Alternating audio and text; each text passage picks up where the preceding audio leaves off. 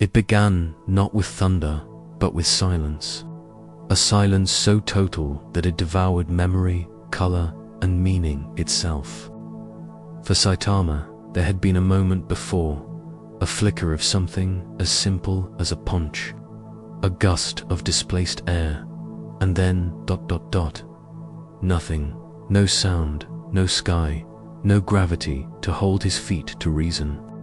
The world he knew of crumbling cities, overblown villains, and ramen dinners had simply folded in on itself, replaced by a storm made of thoughts. At first, he thought it was a dream. Maybe one of those strange nights where the mind wanders into abstract nonsense. But this was different. The air, if it could be called air, tasted of iron and old prayers.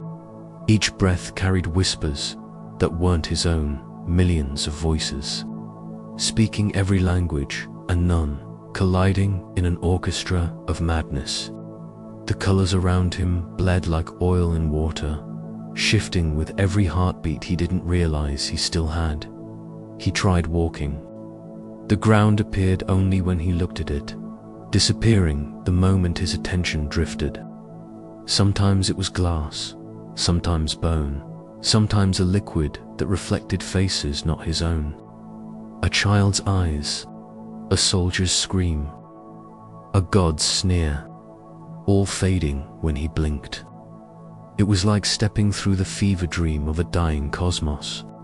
And yet, despite all this, Saitama's face remained the same, blank, unimpressed, almost bored.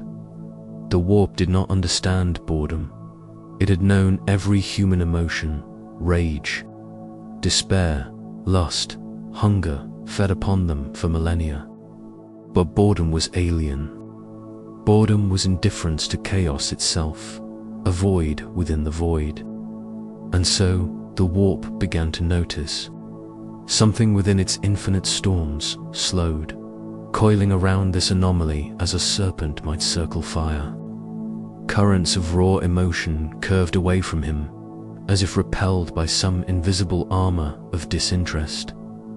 He walked for what felt like days, though the concept of time dissolved the moment he tried to measure it. Sometimes he thought he saw light, not the warm radiance of a sun, but the cold shimmer of meaning trying to reassemble. He followed it, not out of curiosity, but because doing nothing seemed worse once. He found himself standing on the surface of a vast sea, made entirely of faces. They shifted with the tide, warriors, nobles, psychers, all screaming half-formed prayers to gods he had never heard of. One rose from the water, pale and crowned with fire, its voice both a whisper and an explosion. "Mortal, you are not of this age." Saitama squinted. "Yeah, I get that a lot." The being's expression faltered, its form breaking apart like mist struck by wind. It was not rejection, it was disbelief. For no mind, mortal or immortal, had ever answered the warp so plainly. Its gaze followed him as he walked away, unraveling into nothingness. Even the tide seemed to hesitate. Somewhere far beyond, in the fractured currents of the Imperium, ripples began to spread. Demons turned their heads toward the disturbance. Sorcerers mid-ritual faltered as their runes bled light in unfamiliar ways. In the eye of terror, even the lords of chaos felt a faint tremor, something not of them, not of the Emperor, not of any known law. Saitama found a fragment of what might once have been land, a floating shard of black rock suspended in nothing. He sat upon it, cross-legged, his cape drifting weightlessly. For a long time, he said nothing. Then, quietly, "Guess I took a wrong turn somewhere." The warp roared in answer, not out of anger, but curiosity. To the countless entities that swam within it, this lone human was more than strange. He was wrong. Every soul that entered its domain was shredded, rewritten, reborn as either horror or madness. But he remained whole. No mark, no aura, no corruption. A mortal immune to the nature of gods. If such a thing could exist, then perhaps the warp itself could end. He stood again, stretching as if waking from a nap. Man, hope I find a grocery store soon. I'm starving. His voice, though soft, carried in ways no sound should. Across infinite plains, echoes of that simple complaint reached ears unmeant to hear it. The laughter of Slanesh paused. The ink quills of T-Sench halted mid. Nurgle's flies went silent over a rotting bloom, and in the brass citadel, Khorne's hand clenched around his throne's edge. A mortal had spoken in the warp, and remained sane from the edge of perception. Something moved. Not an enemy, not yet, but a ripple of awareness coalescing into form. The fabric of unreality thickened before him, and 1,000 faces began to press against it, straining to be born. A demon host, drawn not by hatred but by confusion. They came in shapes that defied anatomy, serpents with eyes of stone, warriors of molten glass, birds with human screams. They surrounded him, forming a silent circle. Saitama tilted his head. ... You guys lost or something. A ripple went through them, an unholy murmur like the sound of dying stars. One creature, tall and thin with blades for fingers, took a step forward. Flesh that walks without soul? Who dares? It didn't finish. A soft pop echoed through eternity, and where the demon had stood, there was only a smear of light dissipating like smoke. The others recoiled, not out of fear, but sheer impossibility. The laws of their existence, that of unkillable warp beings, had just been mocked by a man in a cape. Saitama exhaled, brushing off his glove. Okay, that's weird. Usually there's at least some guts or something.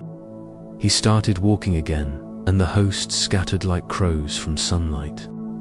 The warp itself seemed to pulse faster, reshaping pathways before him.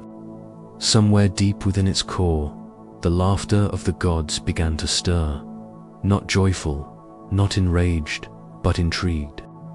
A game had begun without their consent, and at its center walked a man who didn't even realize he was playing. The sea of unreality darkened, folding upon itself as though the Imperium were inhaling. Winds of thought, heavy with 1 billion dying minds, swept past him. In them, fragments of memory flickered visions of golden armor, of vast thrones, of planets burning beneath the imperial aquila. Words in languages older than stars clawed at his ears, but they passed through him like mist through stone. He was not meant to be here, yet he endured. And for the first time in its eternal existence, the warp found something it could not shape. He looked up. In the distance, though distance had no meaning here, a light shimmered, not the hateful brilliance of chaos, nor the pure gold of the Emperor's will, but something neutral, balanced, real. A doorway, perhaps, a boundary between fiction and matter.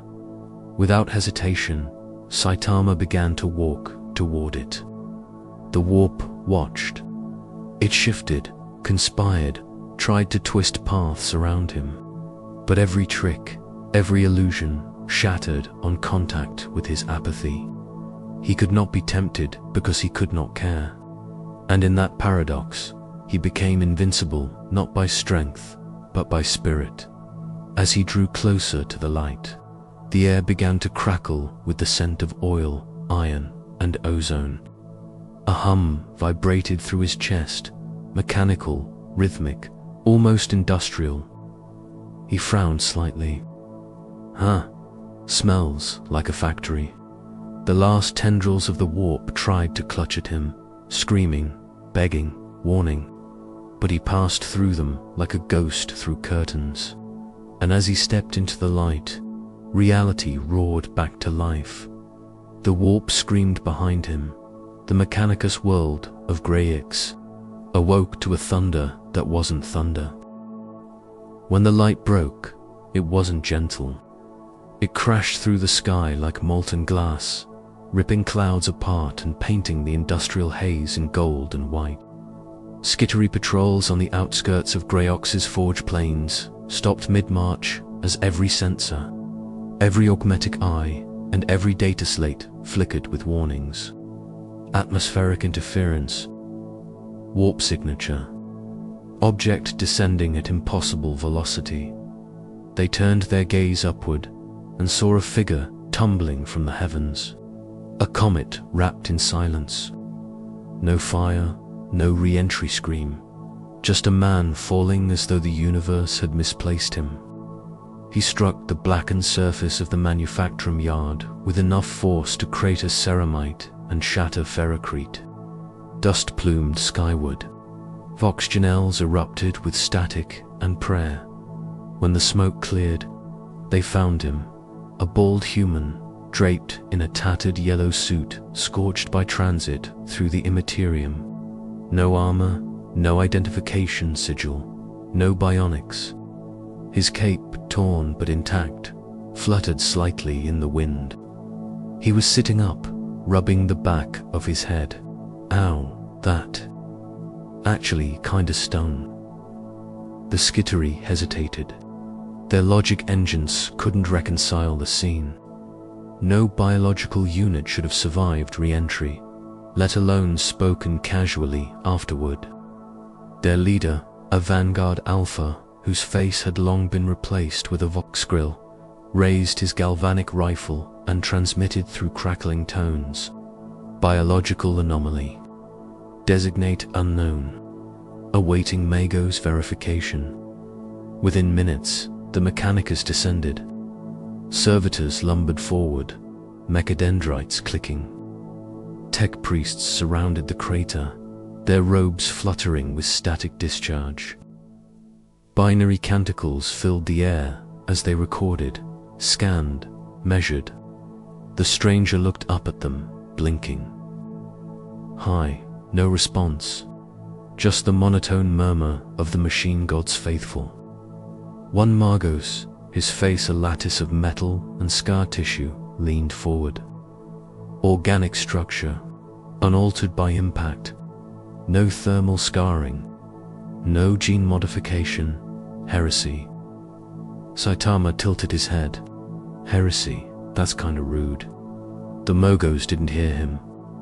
He was too busy whispering praise to the Omnissiah and terror to himself. To fall from the void unburned. To breathe the air of Greyix without filtration. Impossible. No record exists of such resilience in human history. Another tech priest chimed in, voice trembling through static. Perhaps a shard of the Omnissiah himself. Saitama frowned. Omni what now? That word changed everything. Servitors halted. Mechadendrites froze mid-mo. Even the skittery lowered their weapons. The Margos turned sharply, lenses worry. Ignorance of the Omnissiah. His tone dripped with both disgust and fascination. You blaspheme before the machine god's name. Saitama sighed. Look, I just got here, all right. I don't know what an Omnissiah is. I don't know where this is, and I really just want to find a grocery store or something. There was a long, tense silence. Then the Margos whispered a prayer and signaled his skit. Restrain him, they advanced, rifles humming. Saitama blinked, then scratched his cheek. Restrain me. Wait, I think you've got the wrong, they fired. Bolts of ionized energy cracked the air, striking him in the chest. The ground sizzled, smoke rising, but when it cleared, Saitama hadn't moved. His suit bore a few singed spots, nothing more. The skittery hesitated. One, reloaded, recalibrated, fired again. Same result. Saitama looked down at the smoking holes in his outfit. Okay, now you're just ruining my laundry. He vanished. To the Mechanicus, it was impossible. No biological could move faster than an augmetic eye could track. Yet in that instant, Saitama appeared behind the Vanguard Alpha, tapping him lightly on the shoulder. Hey, maybe don't shoot people next time, yeah. The Alpha turned, or tried to. The motion froze halfway. His systems overloaded, logic loops collapsing.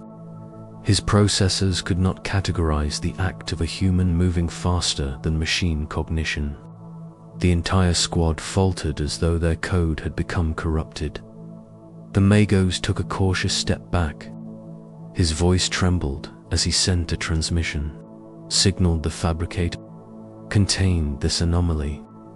Deploy containment field pattern Delta Mega. Saitama watched as huge metallic pylons rose from the ground, humming with crackling blue energy. A shimmering dome began to form around him. Ah, a force field. Cool. You guys sure do like your techie stuff. The Magos ignored him, muttering faster. By the Omnissiah's will, by the divine circuit, by the blood of Mars, Saitama lightly punched one of the pylons. The entire containment field exploded in a wave of static, shorting out half the servitors and sending sparks cascading across the yard. The air filled with the stench of burnt circuitry and ozone. The Magos stumbled back, cables thrashing. He stared at the human standing amid the wreckage, completely unharmed. No machine survives a field overload. And yet Saitama interrupted, looking bored. That thing was kind of loud. Sorry. In the distance, klaxons began to wail. The Forge World had declared a full-scale anomaly alert.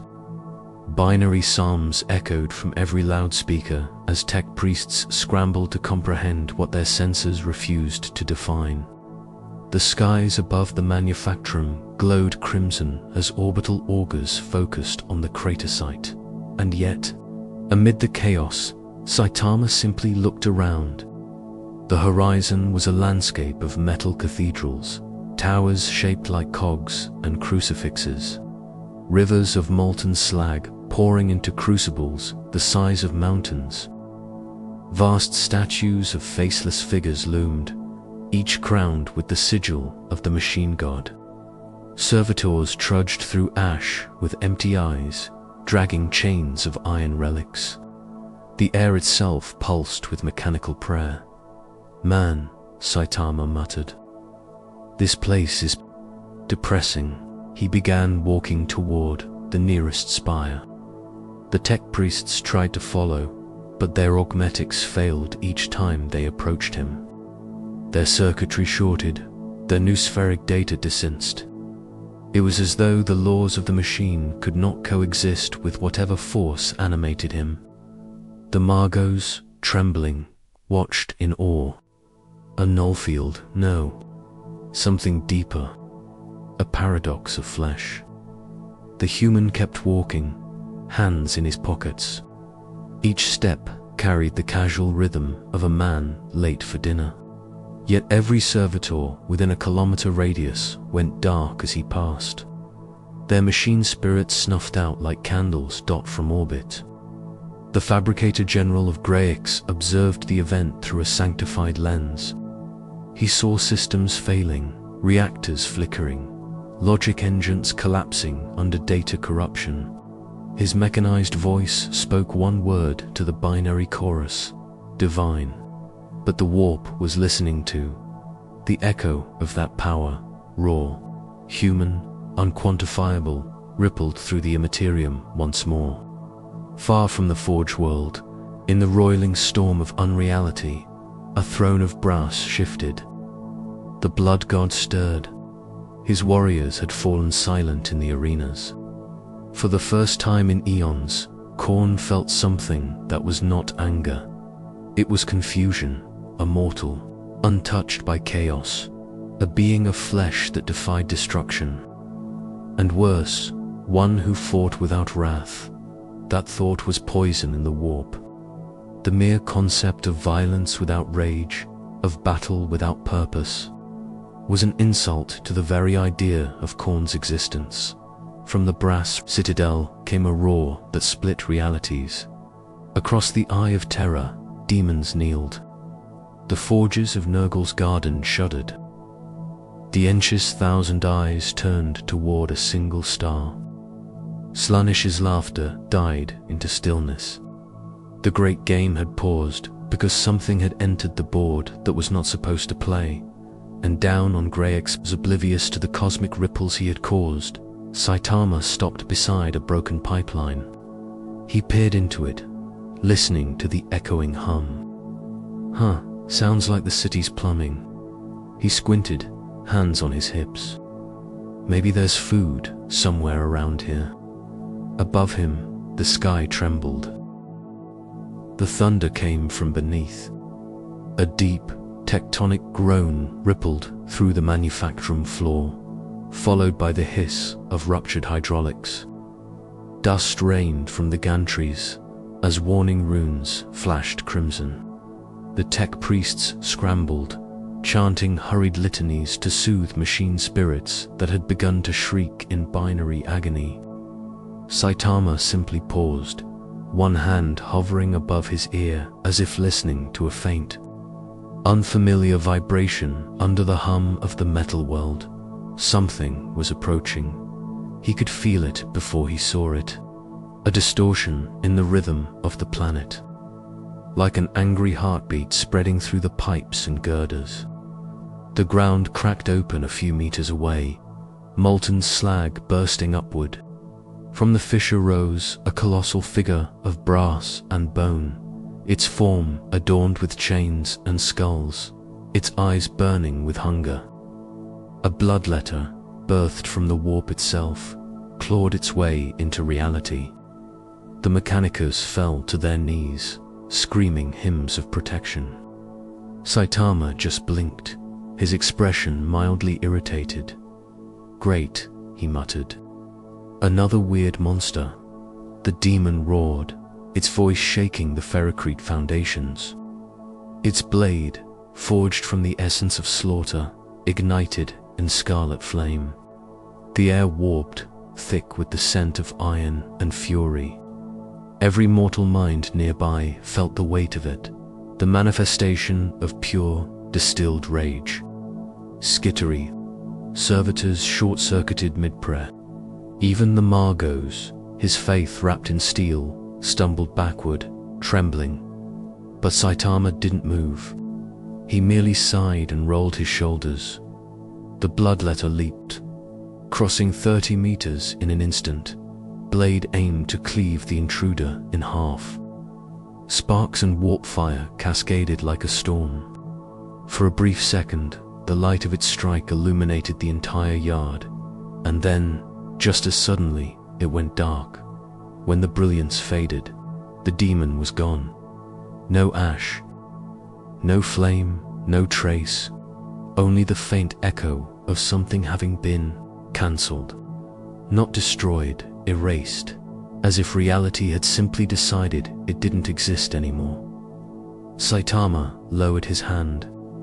Man, these things pop too easily.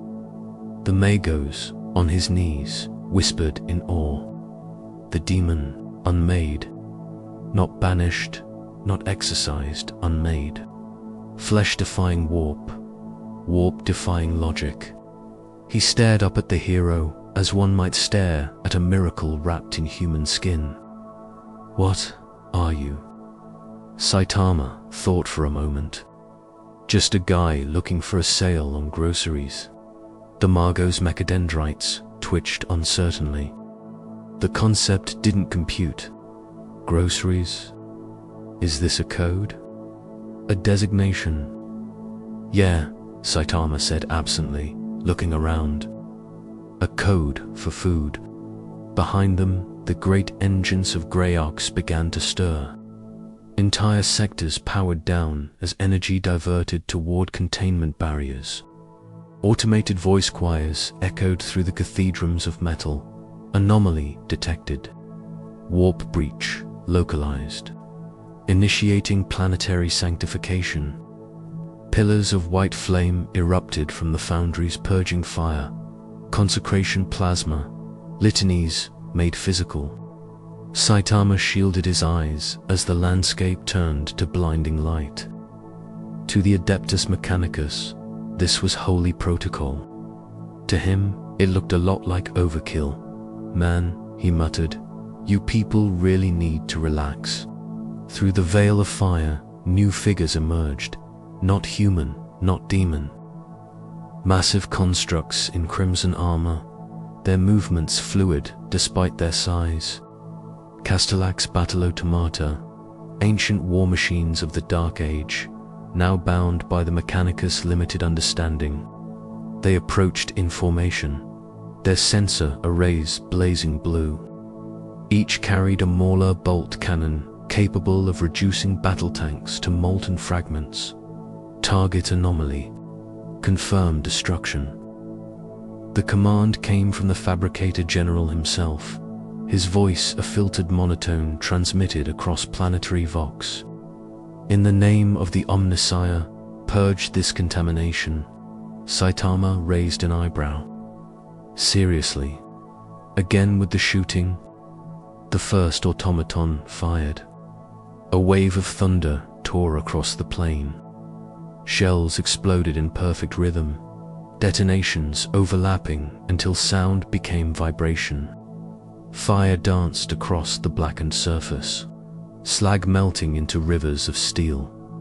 When the barrage stopped, the Castellax lowered their cannons. Smoke coiled from the crater, the scent of promethium thick in the air. Tech priests murmured in binary, awaiting confirmation of annihilation. Then a shadow moved through the haze. Saitama stepped forward, brushing soot from his shoulder.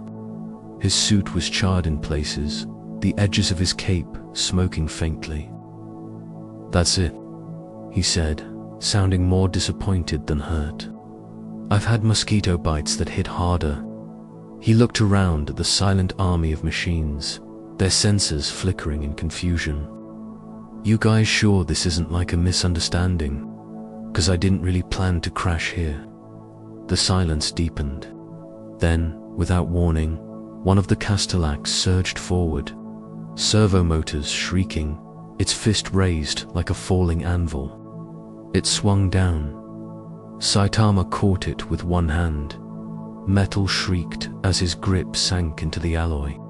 The automaton's power core overloaded, plasma leaking from ruptured conduits. He pushed lightly, and the war machine flew backward, crashing through a refinery wall and detonating in a plume of molten debris. The others opened fire. Bolter rounds filled the air like rain, 100 explosions in a heartbeat. Saitama vanished into the smoke, his movement imperceptible to sensors. When he reappeared, he was standing behind the last automaton, tapping its shoulder. "Hey, you dropped this." He tossed a severed power core back into its chassis. The explosion was instantaneous. The battlefield fell silent. Only the whisper of settling ash remained. Above, the Fabricator General's lenses refocused. He watched as the intruder walked through the wreckage like a man strolling through morning fog. Every system screamed contradiction. Power beyond machine, understanding. Flesh beyond the reach of science.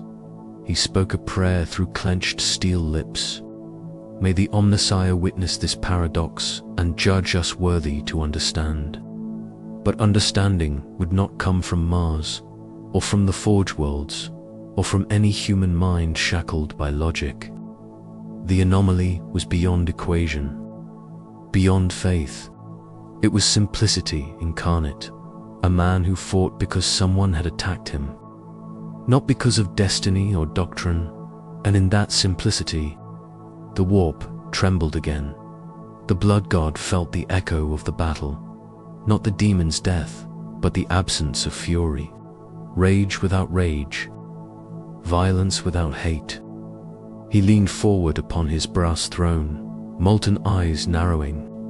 The laughter of Tzeentch echoed faintly beside him.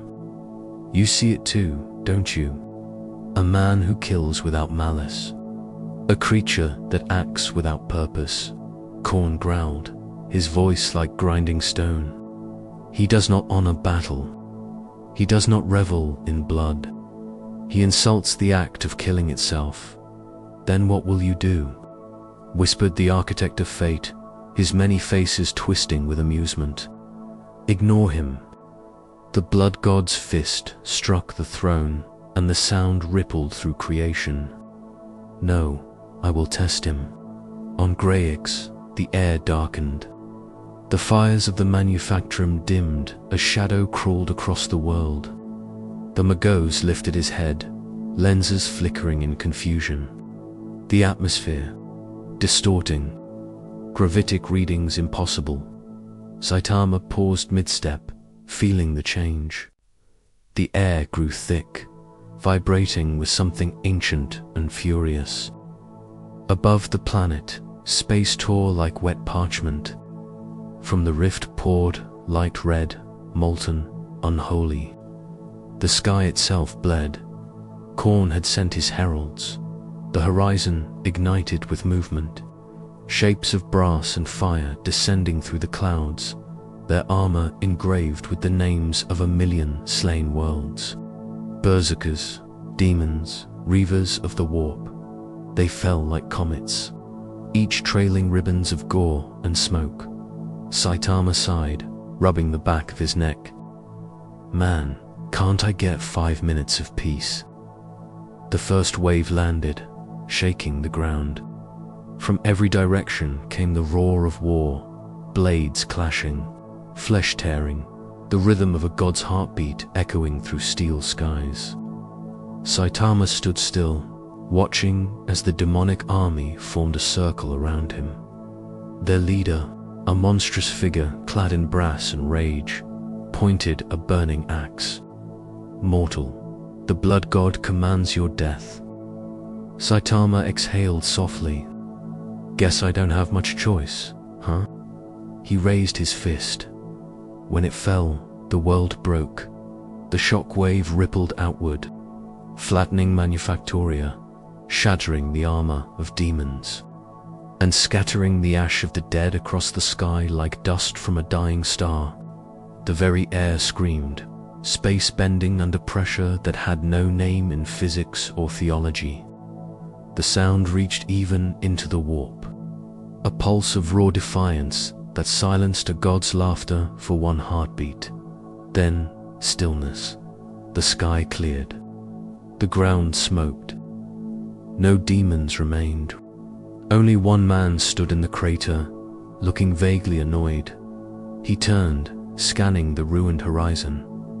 Man, I hope I didn't break the grocery store. Far beyond, in the brass halls of eternity, Khorne rose from his throne. His laughter shook the stars. Good, he rumbled. Let him come. The great game had begun anew, and somewhere deep in the heart of the warp, the other gods listened. The architect smiled. The garden stirred. The Prince of Excess licked their lips. The board was moving, and none could predict what peace this strange, bald intruder would become. But Saitama didn't care. He just started walking again, eyes on the horizon, wondering if this bizarre metal world had Ramen, because in the grim darkness of the far future, hunger waits for no man. The air of Greyix was never meant for lungs. It clung to the tongue like rust and tasted of smoke that had forgotten the scent of oxygen. Each breath carried the residue of centuries' machine oil, burnt promethium, and the ghostly tang of ozone from 1,000 forges that never slept. The sun here was not gold but iron, a dull red disk that shone through the ash clouds like a wound refusing to close. Saitama walked across a landscape that groaned with its own exhaustion. Towers of black metal rose and fell like frozen waves, each carved with sigils of devotion to something that was neither God nor science, but an uneasy fusion of both. Gigantic pistons pounded in the distance, rhythmic and relentless, as if the planet itself had a heartbeat powered by faith. Everywhere he saw people or things that might once have been people. Men and women fused with brass and wire, their eyes replaced by lenses that glowed faintly red. Servitors shuffled in lines, their limbs crudely welded to mechanical arms. Children too young for augmentation whispered prayers to the Omnissiah before feeding slag into smelters. This world did not breathe. It exhaled steam and code. Saitama scratched his head. Man, you guys really like your machines. His words vanished into the roar of the factories. No one answered. A group of workers passed him, their faces blank, moving in perfect unison as incense smoke curled around their shaven heads. Each bore the cog and skull sigil of the Adeptus Mechanicus branded into their flesh. One glanced up as he passed, just for a moment, and Saitama saw fear flicker in the single human eye, left untouched by augmentation. He raised a hand, half-heartedly waving. The man flinched and hurried on. The wind carried whispers, prayers recited in static. Blessed be the machine. Let no imperfection dwell within the circuit. May flesh be purged of its weakness. Saitama frowned. That's kind of harsh. He wandered deeper into the sprawl. Greyix stretched endlessly, a labyrinth of steel corridors and titanic furnaces that reached into the clouds. The ground beneath his boots was layered with centuries of soot. Occasionally, an explosion echoed in the distance, just another reactor venting its temper, or perhaps a heretic purged for unsanctioned thought to any native of the Imperium. The sight of a bald man in a yellow suit would have been an anomaly deserving immediate extermination. But Saitama walked unnoticed through the rivers of machinery as though cloaked in apathy itself. Every sensor that tried to scan him returned corrupted data, and every Uspex reading came back blank.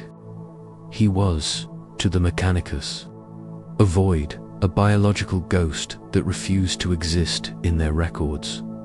Eventually, he reached the outskirts of a The gates were titanic, covered in skulls of both machine and man, guarded by servitors, wired directly into the door's circuitry. Each one's face was frozen in a silent scream. Saitama hesitated. Hello, anyone home? A red eye blinked above the gate. Then a voice, deep and monotone, filled the air. Identify. State designation, forge line, and purpose. Saitama looked up.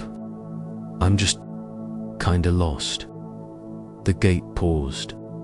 Purpose, lost. Query invalid. Attempting classification. A series of clicks and hums followed. Then the voice returned, now tinged with static irritation. Unregistered biological unit detected. Initiating cleansing sequence. Panels along the wall opened, revealing dozens of turret muzzles. They aligned with mechanical precision. For a moment, the world froze in silence, and then came the roar. The barrage lit the landscape in blue fire. Plasma bolts screamed across the yard, melting slag into rivers of molten glass. The air burned, vibrating with the fury of machine-born wrath. Through it all, a silhouette moved forward, step by step, unhurried. When the smoke cleared, the man stood there, unharmed, brushing dust from his cape. Yeah, Saitama said, glancing up at the glowing turrets. I figured that'd happen. The voice crackled in confusion. Error. Anomalous resilience detected. Probability of survival. Null. Recalibrating. He sighed and knocked gently on the gate. The impact was soft, but the entire wall exploded inward, metal folding like paper. Behind it, dozens of adepts and servitors stared in stunned silence. Saitama stepped through the smoke. Sorry about that. I just wanted to ask for directions.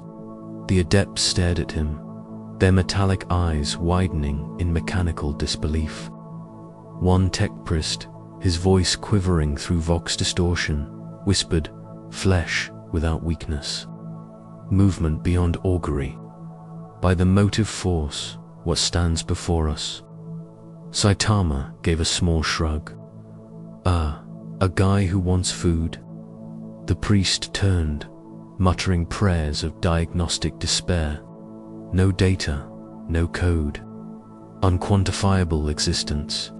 Blessed Omnissiah, illuminate this paradox. He raised his mechadendrites and began to chant, electricity crackling through the air. The others joined him, voices blending into a symphony of mechanical worship. Gears spun, pistons hissed, and somewhere deep below, a generator began to awaken. The floor trembled. Saitama scratched his ear. Man, you guys really don't chill, do you? The chanting intensified until it became unbearable. The tech priest raised a hand and pointed at him. The Omnissiah demands testing. The machine spirit will reveal truth through flame. From the shadows, a new machine emerged, a titan of rusted steel and blessed circuitry. Its body was a cathedral of moving parts, each inscribed with runes of devotion. Twin plasma cannons hung from its arms like thunderclouds. A knight armiger, not a full imperial knight, but still a god among machines on this forsaken world. Its optics flared blue as it locked onto him. Saitama sighed again. You guys really love shooting at people, huh? The armiger's reactor screamed. Twin blasts of plasma tore across the courtyard, the ground vaporizing on contact. Everything within 100 meters was reduced to molten ruin, except for the bald man standing at the epicenter, his cape smoldering faintly. He looked unimpressed. Seriously. The knight recalibrated, shifting to close combat mode. Servo motors roared as it swung a chain blade the size of a transport truck. Sparks cascaded, lighting up the dark like fireworks. Saitama caught the blade with 2 fingers. The entire machine stopped. Steam hissed from ruptured joints.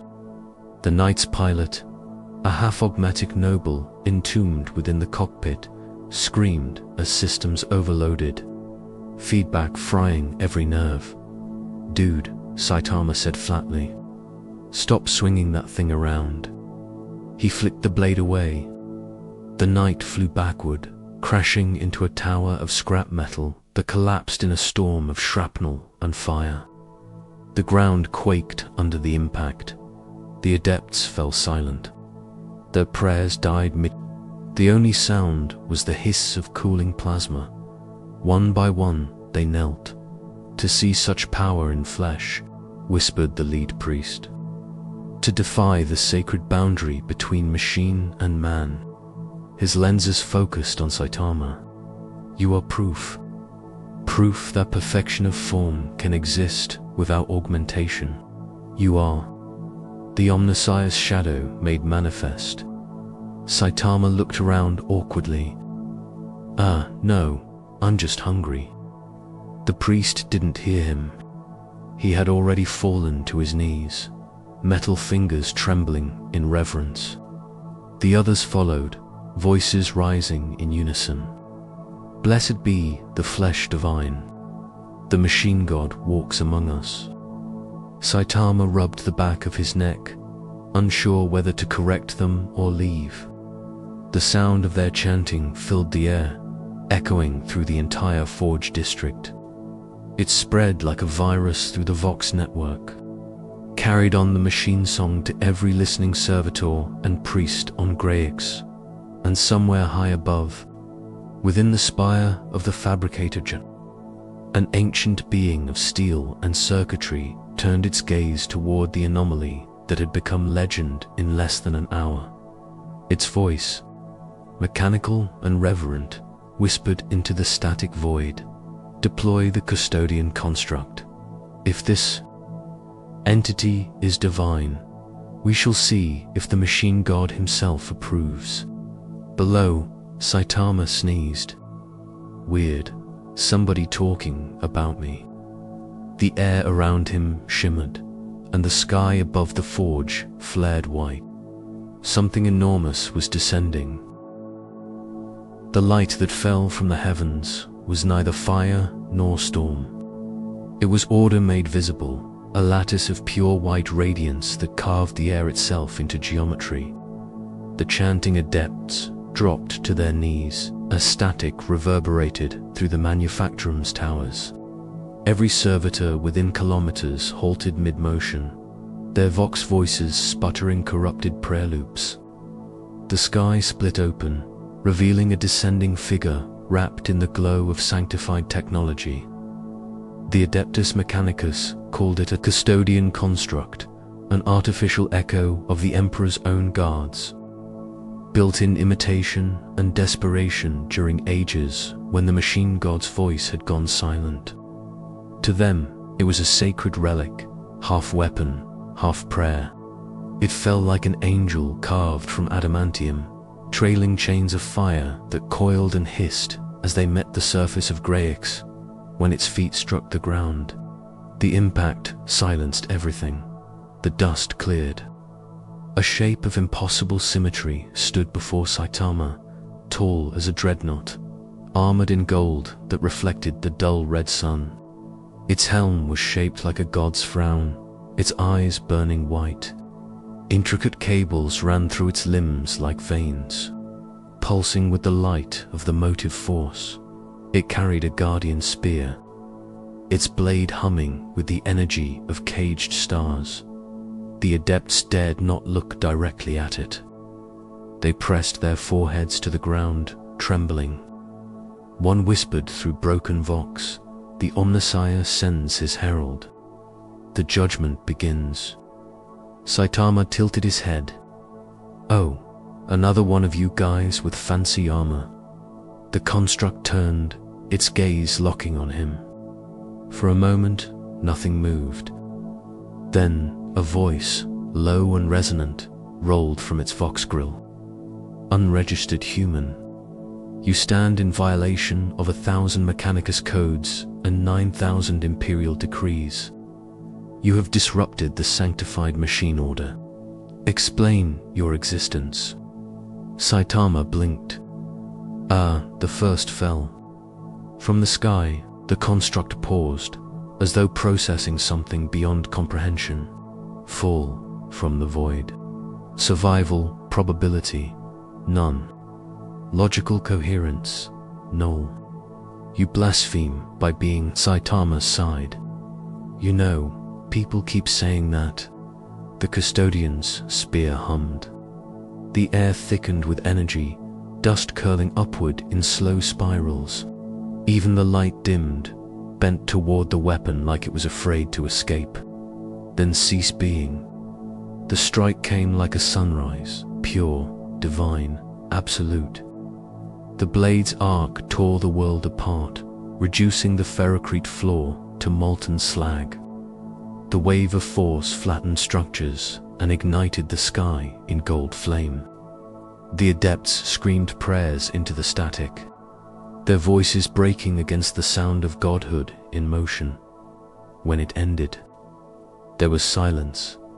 Then a voice, calm, quiet, almost bored. That was kind of flashy. The smoke thinned.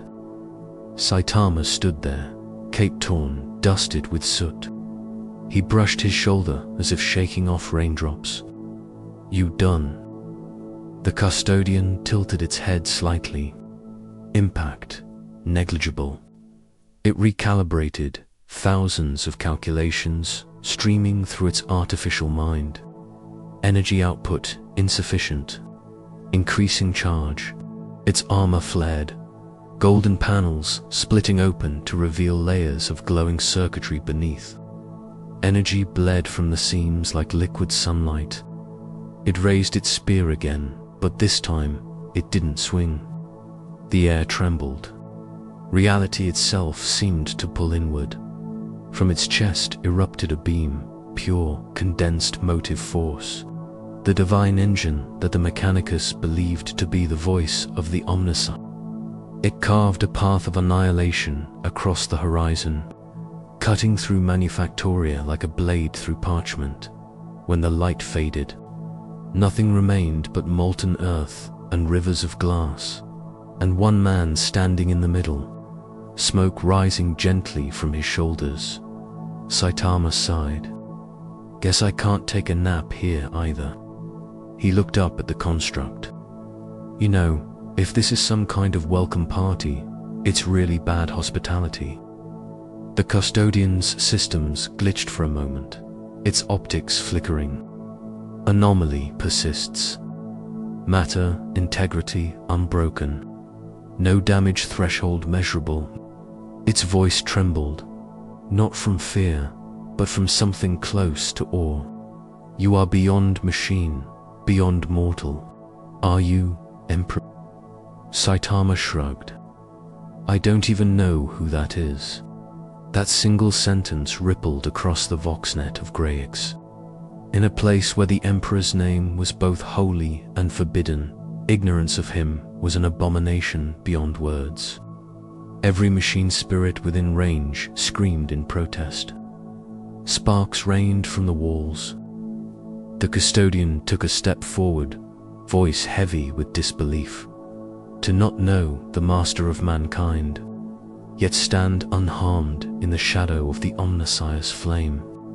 You are either a god or a lie. Saitama's brow furrowed slightly. Man, everyone's got such weird categories. The construct lunged. Its spear descended again, faster than thought, and this time Saitama moved. No burst of light, no sound of impact. Just motion too fast for reality to process.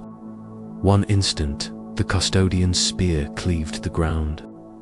The next, Saitama's hand rested lightly against the machine's chestplate. A gentle push, the golden armor folded inward like paper. A ripple spread through its frame, every glowing line of energy dimming to nothing. The construct froze mid-strike, its limbs locked, optics fading to black dot.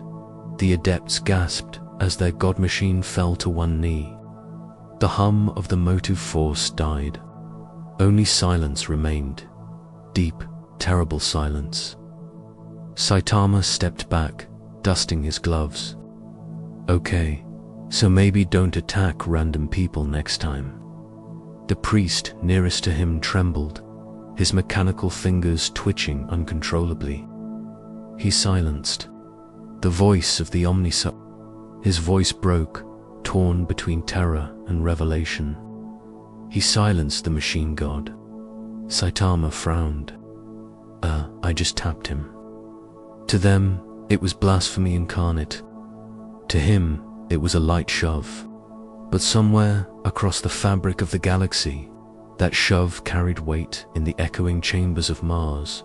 The sacred cogitators of the red planet shuddered. Streams of encrypted data burst into chaos. 1,000 magi awoke from meditation, their mechanical hearts trembling with unease. Somewhere in the great forge beneath Olympus Mons, a voice whispered through the datanet, cold, ancient, and filled with disquiet. The motive force faltered across the warp. The gods felt it too. Khorne paused in his citadel of skulls, the molten rivers slowing their flow. Desiinch's quills froze mid-script. Nurgle's laughter softened into a thoughtful hum. Slaanesh, reclining upon a throne of fractured sensation, smiled faintly. So, the Dark Prince murmured, "The machine faith trembles. And the mortal who walks untouched through the warp has reached the forges of Mars' children." How quaint! The architect of fate's laughter rippled through infinity. Let them call him God. It changes nothing and everything. Back on Greyix, the adepts' chanting had turned from worship to panic. Some tore at their robes, crying out that the Omnissiah had abandoned them. Others fell into frenzy, proclaiming that divinity had manifested in flesh to test their purity. The Forge world itself teetered between madness and revelation. Through it all, Saitama stood still, utterly unmoved. He watched them argue, his expression unreadable. Then, quietly he spoke. "Maybe you guys just need a day off?" The words meant nothing to them, and yet, somehow, they spread. Through vox channels, through data lines, through half-broken machine spirits trying to interpret the anomaly. They translated, distorted, became litany. Rest is holy. The machine must sleep. Divine flesh commands silence. The creed of labor became the creed of pause. The world of iron and fire hesitated for the first time in centuries. The manufactoria quieted. The furnaces dimmed. Even the wind, heavy with ash, seemed to hold its breath. Saitama stretched, glancing at the now darkened forges. Guess that worked. Far above, in the data throne of the fabricator, general mechanical eyes stared into the haze of a dozen flickering screens. Each one showed the same thing. A man, calm and unarmed, standing amidst a kneeling army of priests and broken machines. The fabricator's voice was almost reverent. He does not destroy. He redefines. Below, the ground trembled again, this time not from battle, but from something deeper. The crust of the planet groaned as ancient systems stirred, responding to the anomaly's presence. Subterranean vaults that hadn't opened in millennia began to hum with light. Saitama turned toward the sound, squinting. What now? From beneath the world of Greyix, something older than the Mechanicus began to wake. The tremors deepened until the ground itself became a drumbeat. Dust fell from the manufacturum's ceiling in slow, rhythmic showers. The chanting adepts froze, their metallic voices faltering as they sensed it, a sound too ancient to belong to any living forge. Beneath the hymn of machinery came another voice, slow and mechanical, like the heartbeat of an age long dead. From cracks in the ferrocrete light bled upward. It wasn't the red of molten slag or the cold blue of plasma. It was golden, soft, and terribly old. Every data slate within the district flickered with ghostly symbols no living priest could decipher. Servitors collapsed mid-prayer, their augmetic limbs spasming as though trying to recall forgotten movements. Even the skies seemed to lean closer, drawn toward whatever stirred below. Saitama peered into one of the fissures. Glowy hole? That's probably bad. The nearest tech priest, trembling, fell to his knees. No, not bad. Sacred. The Omnissiah's vault awakens. The heart of Graya. His lenses whirred wildly as streams of binaric data flooded his neural ports. The last protoforge of the Dark Age. We had thought it sealed forever. Saitama leaned back slightly. Right so. I should probably not stand here. His voice was lost beneath the sound of shifting stone. A section of the manufacturing floor collapsed, revealing a vast chasm glowing with mechanical light. From its depths rose a structure, a pyramid of brass and gold, each layer inscribed with circuitry older than the Imperium itself. Coils of lightning danced along its surface, and from within came the hum of reactors that predated the Mechanicus' earliest dogmas. The adepts screamed in binary awe. Some wept, others tore out their augmetic eyes, declaring themselves unworthy to witness the resurrection of a god machine. Saitama just sighed. Man, this place keeps getting weirder. The structure halted its ascent, hovering above the crater like a cathedral built for no god men could name. Then, from its center, a sphere of light expanded, not bright, but deep, a gold so heavy it seemed to bend sound itself. A voice emerged, ancient and deliberate. Identification required. The adepts flung themselves to the ground, their metallic fingers clawing at the soot. Divine call, your servants obey. The voice ignored them. It turned its focus toward the anomaly, toward the man who stood unbowed. Signal anomaly detected. Unregistered life form exhibits uncorrupted biological integrity. Query, origin. Saitama rubbed the back of his neck. I don't really know. Somewhere with less. Robot stuff, I guess. The pause that followed was not silence, but thought, vast, layered, recursive thought. The sphere pulsed faintly. Cross-reference, impossible. Designation, foreign entity. Status, stable anomaly. Directive, observe. Saitama frowned. You talk a lot like that gold guy I just met.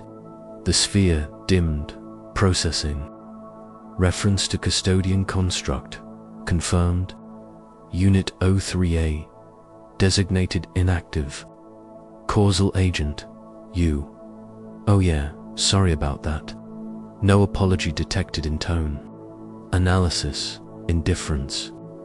Possible classification, non-malignant chaos. He blinked. What does that even mean? The voice shifted, almost curious. Entropy without intention. Energy without desire. Force without faith. Yeah, Saitama said. That sounds about right. Something in the vault changed. The light softened, as though the machine itself had exhaled. For the first time in millennia, the Protoforge responded to a human not with command, but with recognition, a paradox that resists assimilation. You are inefficient, illogical, yet complete. Saitama tilted his head. You say that like it's a bad thing. It is a miracle. The adepts raised their heads at that word, miracle. It was not one the machine spirit used lightly. Their mechanical minds trembled at its sound. To them, a miracle was corruption in the code, beauty in imperfection, a heresy that inspired worship. The fabricator general, observing from the sanctum above, trembled in his throne. His augmetic voice whispered through the vox grid, reaching every temple, every forge, every slave line on Greyx. Transmit the record. Spread the cant. The divine flesh has spoken with the sacred core. The machine god's prophecy is fulfilled. The entire world seemed to kneel at once. Bells forged from centuries-old alloys rang from spires across the planet. Vox choirs sang new hymns composed from corrupted data fragments. Blessed is the flesh divine. In imperfection, the motive force breathes. Saitama looked around, uncomfortable. Okay, I think there's been a misunderstanding. No one heard him. Every mechanized voice sang his name without knowing it. Every reactor pulse beat in rhythm with his heart. For a brief and terrifying moment, the collective consciousness of an entire forge world turned its gaze toward one man, and in doing so, shifted something deep within the warp. For faith, even mistaken faith, has power, and the warp feeds on belief. The light that spilled from the vault stretched far beyond Grey Ox. It pierced the void, a beacon of golden anomaly that defied both Emperor and Chaos alike. Ships in neighboring systems recorded it as a flare of unclassified psychic magnitude.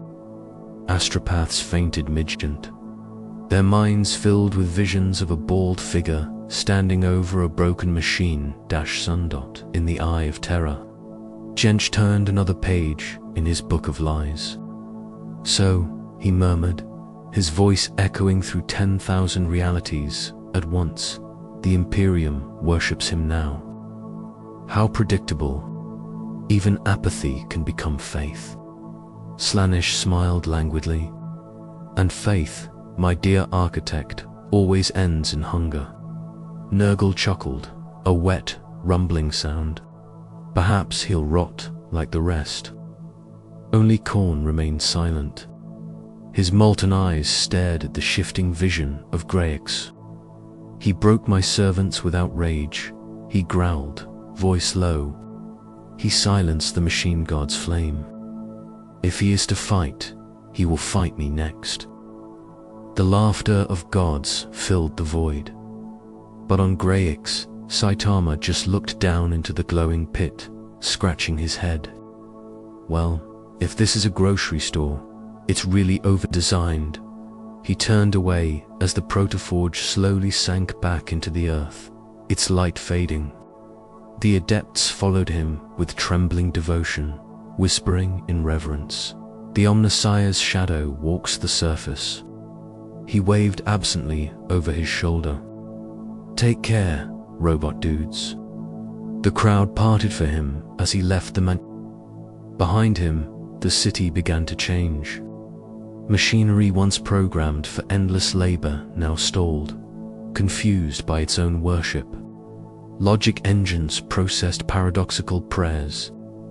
The Forge world had found something holier than efficiency, and in doing so, began to decay in ways no Mechanicus would ever understand. Saitama didn't notice. His mind was elsewhere, on simpler matters. Man, it's been hours. I'd kill for some noodles right now. The horizon shimmered red in the distance. The air carried not just smoke, but a new scent, one that wasn't mechanical at all. Metallic, sharp, faintly coppery. He stopped, sniffing. Smells like blood. A wind swept across the plain, carrying whispers too ancient to belong to men or machines. The sky darkened once more, but not with ash, with something deeper, heavier, almost sentient, somewhere beyond the clouds. A laughter of iron and fire echoed, and on that day, every demon within the Eye of Terror felt the same thing. The blood god was rising. The storm began without wind. The air simply grew heavy, as if the world itself remembered something it had been trying to forget. On Greyx, the crimson sun dimmed behind a haze that wasn't cloud or smoke but something deeper, a stain in reality. The forges that had worshipped Saitama's passing fell silent one by one, their flames shrinking to faint embers. Even the servitors ceased their endless labor, their mechanical jaws frozen mid. Every soul on the planet felt the same instinct, old as flesh itself, to kneel. From the horizon came a hum like the growl of a starship engine. It grew and deepened, gathering rhythm until it became a heartbeat, vast, unrelenting, furious. The air shimmered, thick with iron scent and the taste of blood on every breath. Saitama stood in the middle of a slag plain, his cape fluttering in the low wind. The world around him had gone unnaturally quiet. Even the endless industrial symphony of the Mechanicus, that eternal clang of gears and hymns, was gone. He frowned, glancing up at the sky. weird weather again. Then the clouds split open. From the wound in the sky poured fire, not plasma or meteor, but something raw, primal, older than the first forge. It wasn't light so much as emotion made visible. Rage, hatred, the distilled will to destroy. The fire hit the ground miles away, and the horizon erupted into mountains of brass and smoke. Towers grew from molten metal, forming walls of skulls fused together by divine fury. The fortress of Khorne had descended upon the material realm. From within that storm they came, not soldiers, not men, but nightmares given weight. Bloodletters marched in perfect rhythm, each a shard of their god's will. Their blades burned with the memories of a million wars. Flesh hounds howled in the smoke, their breath thick with the souls of the slain. At their center, riding upon a chariot forged from skulls of extinct species, came the Herald of Khorne, a towering figure whose veins pulsed with molten brass. His name was Gorkuth, the Eater of Champions, a creature whose existence had ended and begun again with every crusade of blood. To him, glory was slaughter and worship was victory. His arrival was prophecy fulfilled, for the blood god himself had whispered a name through the warp, a mortal who mocked war by surviving it. The demons roared his arrival, their voices a chorus of grinding blades. Saitama just sighed. "Oh, it's you guys again." The herald's eyes burned hotter. "Mortal, you stand upon soil that drinks the blood of the faithful. You have slain Khorne's servants and mocked his law. You will pay in the only coin worthy of him, your life." Saitama scratched the back of his head. "Yeah, I'm not really paying for anything right now." "You got change." The demon hesitated. Words like boredom and humor did not exist in its tongue. Every response it expected, fear, rage, denial, was absent. Only indifference, clean and uncorrupted. The very idea unsettled the warp's equilibrium. Around them, the air began to ripple. Gorkuth's voice dropped to a growl. "Then you are unworthy of speech. Let your bones sing his name instead." He swung his axe, a weapon forged in the heart of Khorne's domain, its edge quenched in the blood of demigods. The world screamed.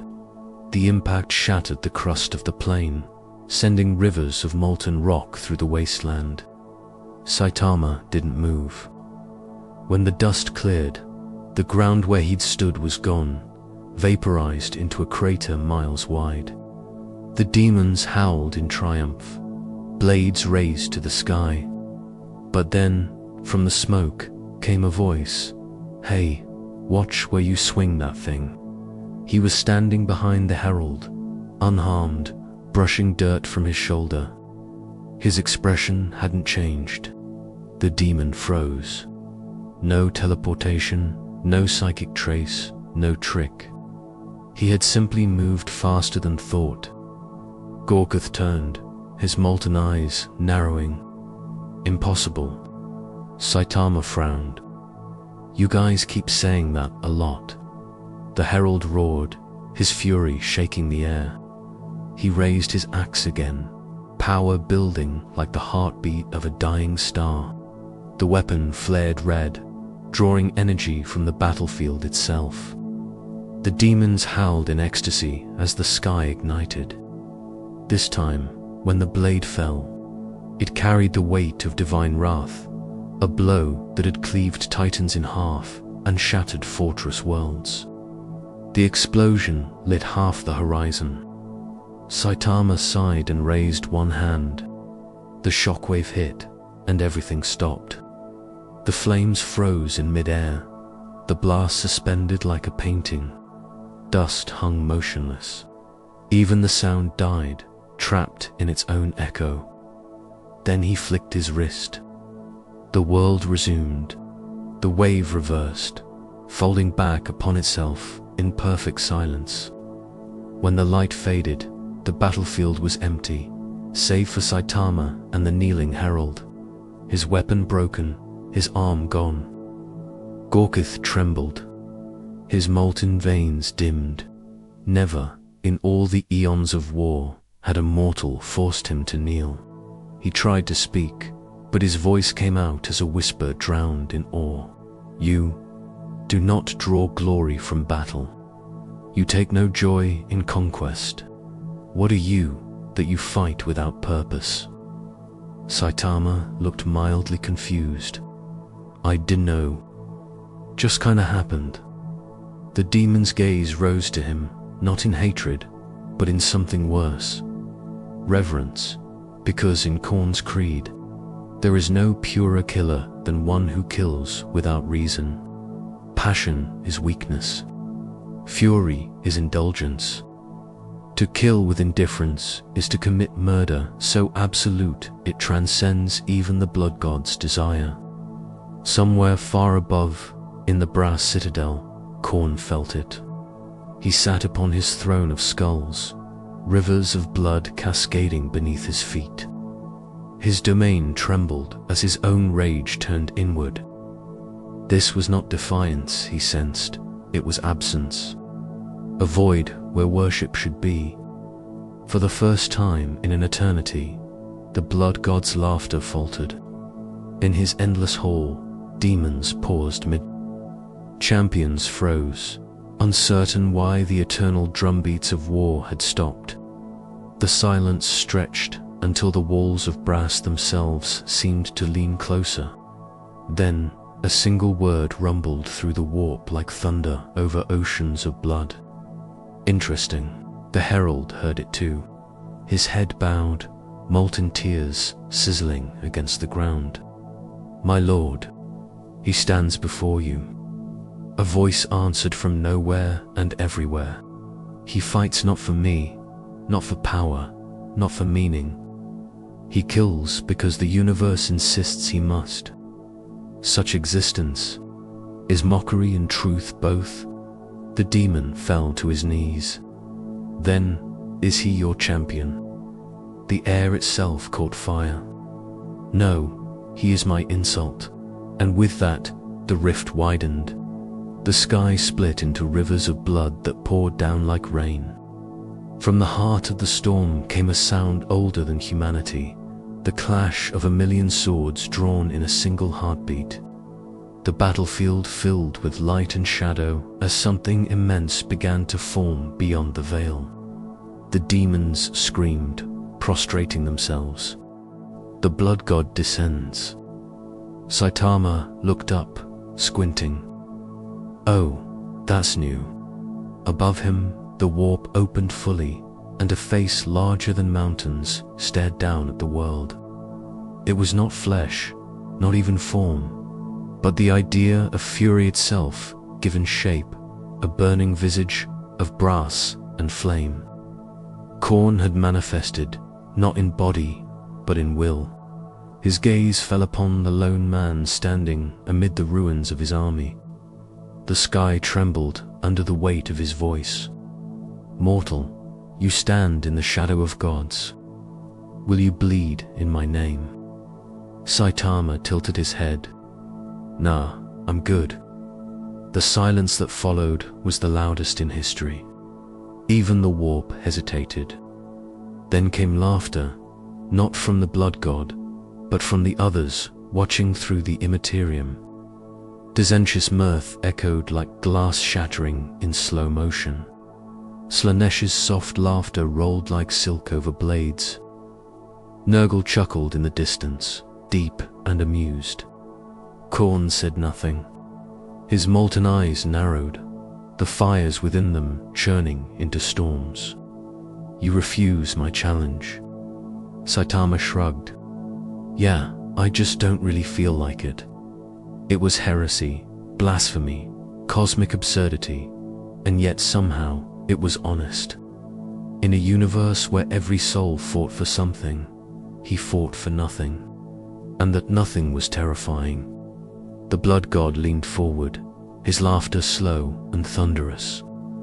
Then perhaps you are worthy after all. The world shook. Brass rain fell from the sky, melting stone and steel alike. The demons screamed, half in worship, half in fear. Khorne's presence filled every molecule of air until reality could no longer contain it. Then, with a roar that split the warp itself, he reached down, and Greyix, for the first time since the birth of the Imperium, bled.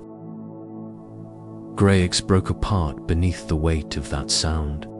Mountains split open, Manufactoria toppled like toys, and rivers of molten metal flooded the plains as the blood god's hand breached reality.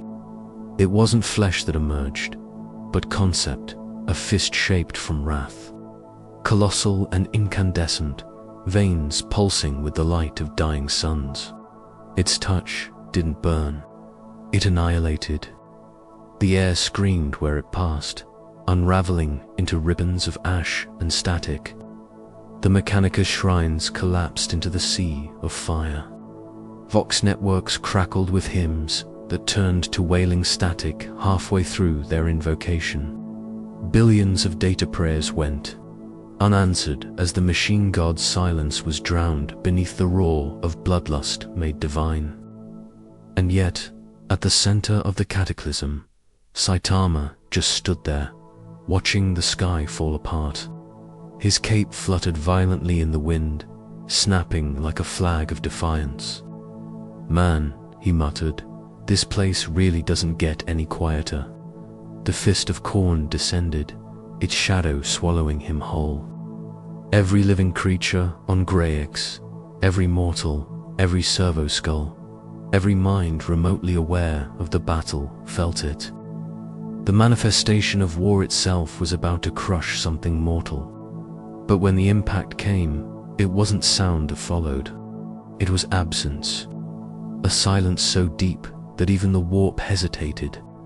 The moment of collision stretched like molten glass, twisting and bending, refusing to break. Then, from the heart of the explosion, came a faint exhale. Seriously, light erupted. The shockwave tore through everything, not outward, but inward. The blood god's arm fractured like crystal, shards of molten brass scattering across dimensions. In the warp, Khorne himself jolted back on his throne, his clawed fingers tightening on the skulls that made his seat. The rivers of blood that ran through his domain splashed high into the crimson sky, disturbed by something that should not have been able to disturb them. The material realm convulsed. Demons disintegrated mid-scream, their forms shredding into vapor.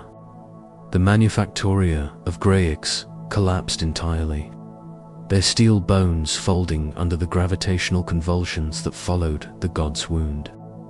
When the smoke cleared, a crater stretched for miles in every direction. At its center stood Saitama, hands in his pockets, squinting up at the glowing fracture in the sky. Guess that did it. The silence that followed wasn't just local. It extended far beyond the atmosphere, reaching the edges of the system, bleeding through the veil of reality itself.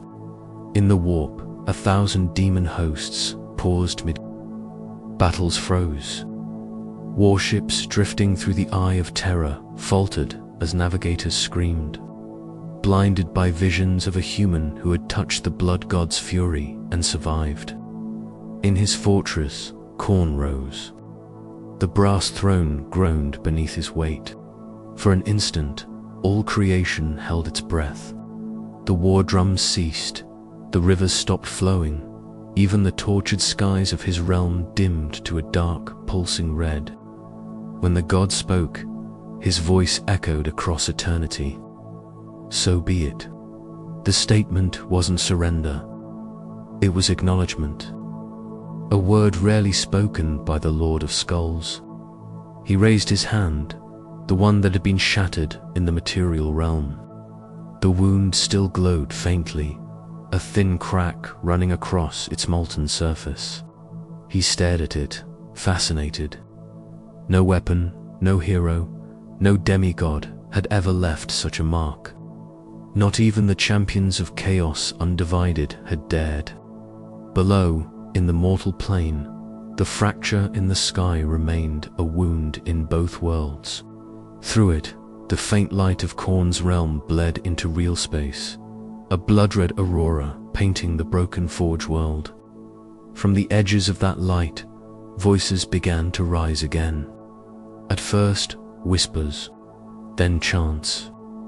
The surviving adepts of Gryx crawled from the ruins, their bodies blackened, limbs sparking with exposed circuitry. They saw the crater, the impossible stillness at its heart, and they understood nothing, only that something godlike had happened. And so, as all mortals do in the face of the incomprehensible, they began to worship. The flesh defied the flame. The blood god bowed. The machine sleeps before the mortal. Binary hymns rippled across the Vox, carried through broken transmitters to the orbiting ships above. The message spread faster than light could travel, echoing through the noosphere and beyond. Within hours, dozens of systems received the data, garbled, fragmented, but unmistakable. An unknown human had defeated a god. In the eye of terror, the laughter of Desienge returned, soft, serpentine, amused. And so the story shifts again, he murmured. A mortal who shatters divinity without meaning to. Even fate struggles to find a pattern in him. Slonish's voice dripped like honey. He doesn't fight for desire or for art. He kills without tasting it. That makes him exquisite. Nurgle sighed contentedly, his voice like a field of buzzing flies. So much potential for decay in that purity. Give it time. Khorne did not respond. He sat upon his throne, silent, fingers drumming on a skull the size of a planet. Around him, his legions watched, trembling. Even his mightiest champions, Angron, the Red Angel himself, chained at the edge of reality, lifted his head, sensing the disturbance through the tides of hate that connected them all. "Father," he growled, "what creature wounds you so?" Khorne's eyes burned brighter. "Not a creature, a void. A wound that bleeds nothing," Angron snarled. "Then let me end it." But Khorne shook his head slowly.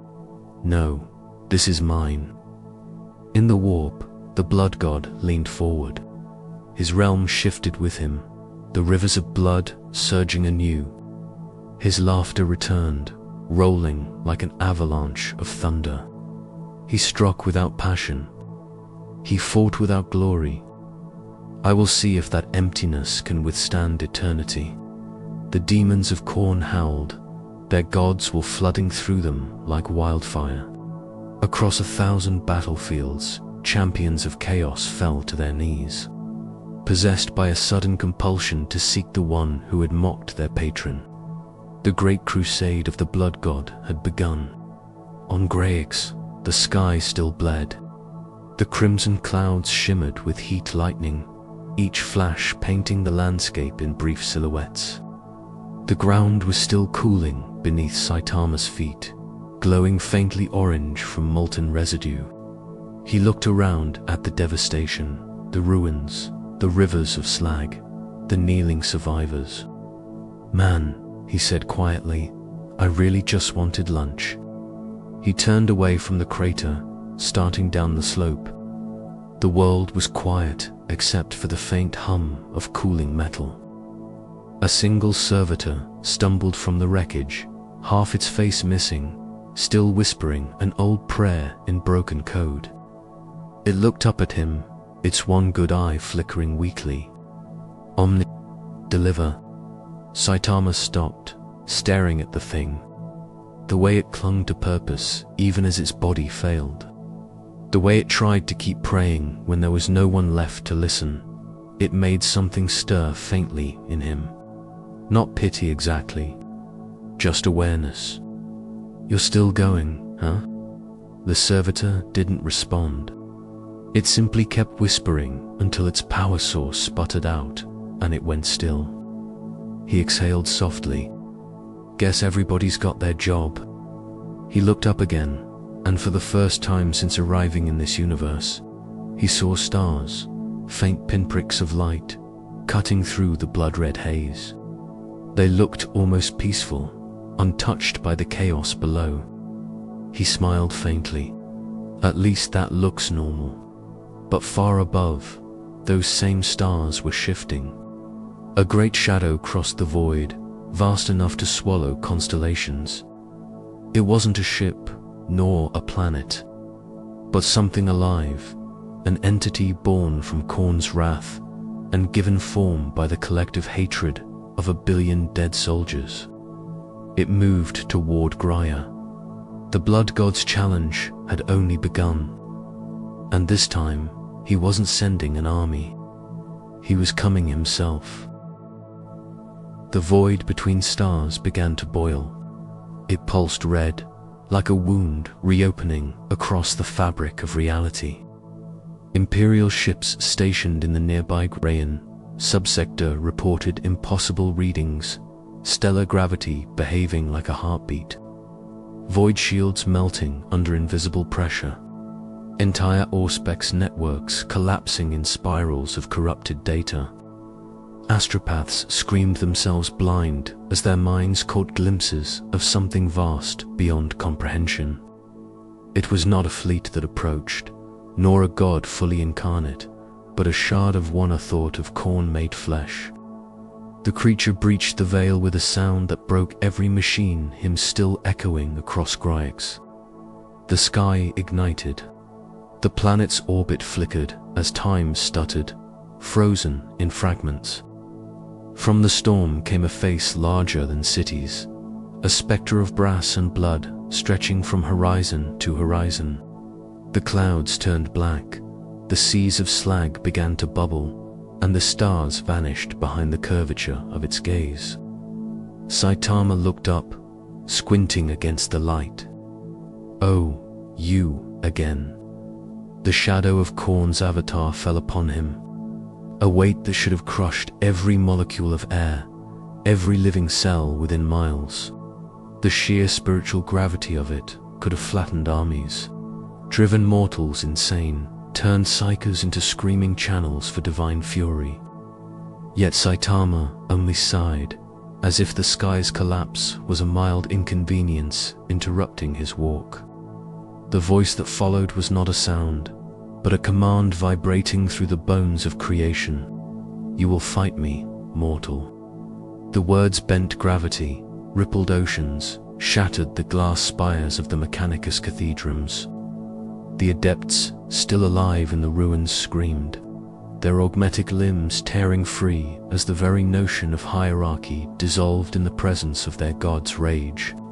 Servitors burst like rotten fruit, data spirits short-circuited in spontaneous worship. Saitama rubbed the back of his head. "Man, you're really insistent. You broke my servants. You shattered my hand. You mocked my creed."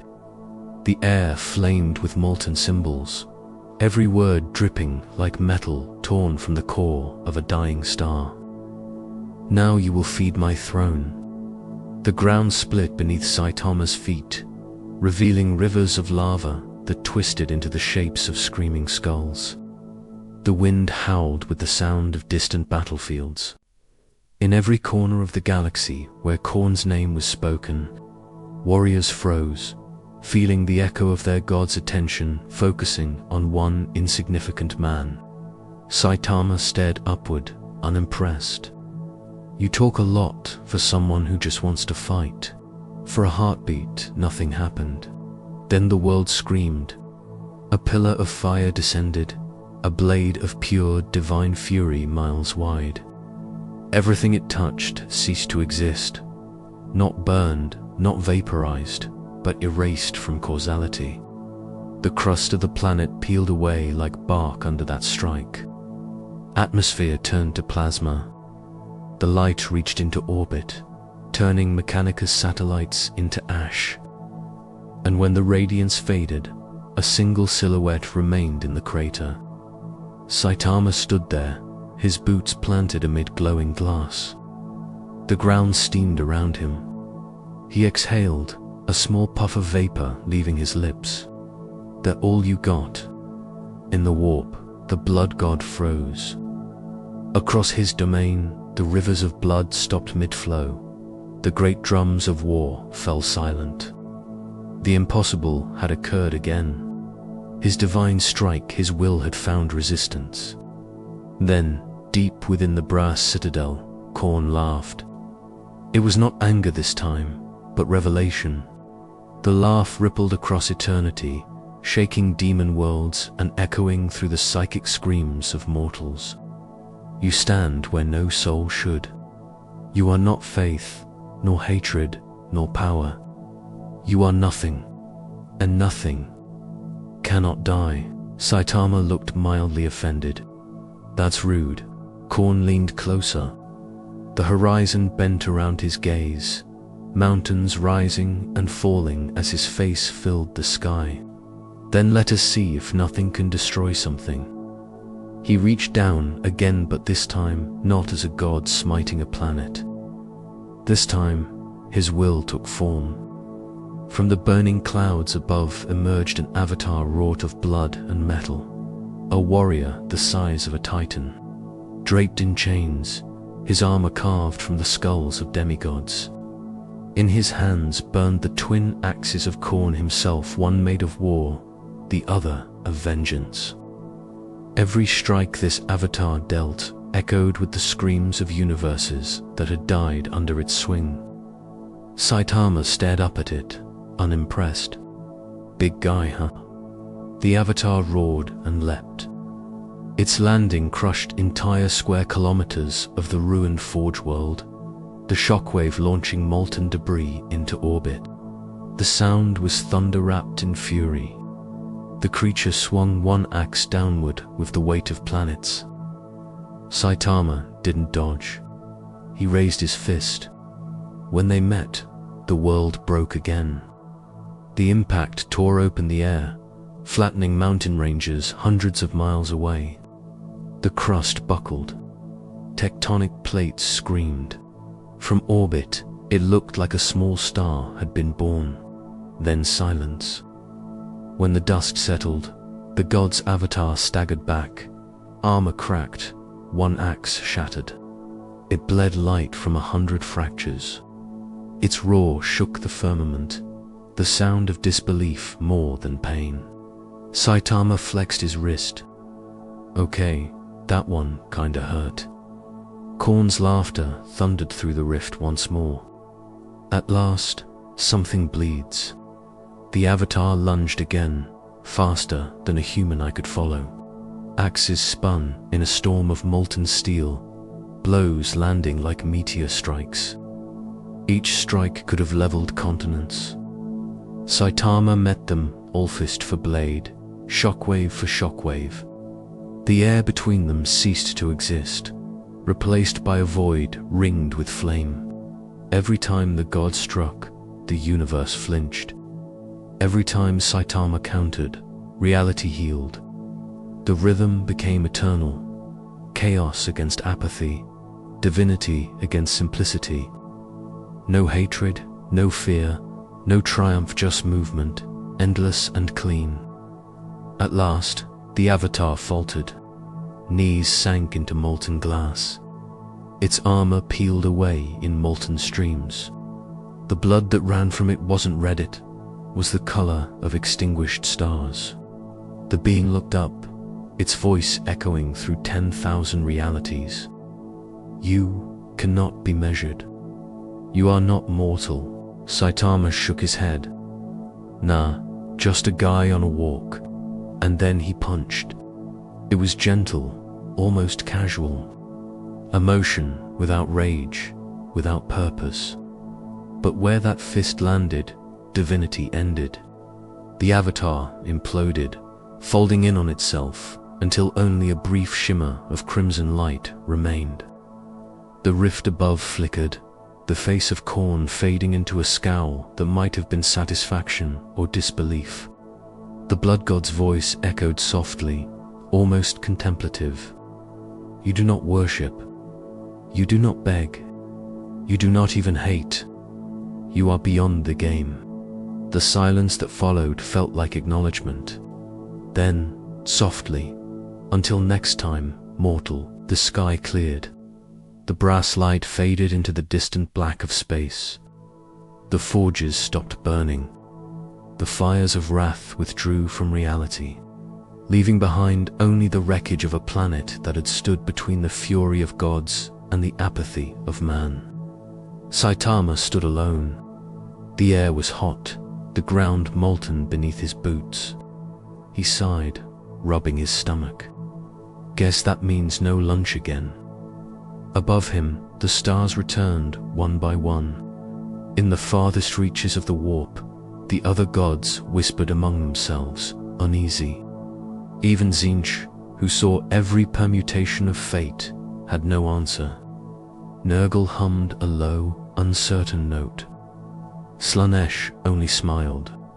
The game had changed, because somewhere in the infinite darkness, a god of war had just found something he couldn't kill and decided that, perhaps, he didn't want to. The warp never truly rests. It turns, writhes, and dreams in colors not meant for mortal eyes. A realm where every lie ever told has weight and every thought ever felt has shape.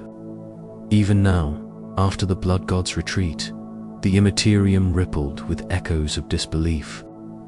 Khorne's silence was not natural, it was a gap in the symphony of madness, a pause that sent shivers through eternity. And in that pause, he stirred. Tzeentch, the architect of fate, the weaver of infinite lies, lord of change. He whose laughter births prophecy and whose secrets devour knowledge, where Khorne's dominion was brass and flame, Dennage's was liquid thought oceans of shifting color, towers built of paradox, and skies that reassembled themselves every heartbeat. The air here whispered in equations. The ground shimmered with half-formed faces of those who had sought to understand him and failed.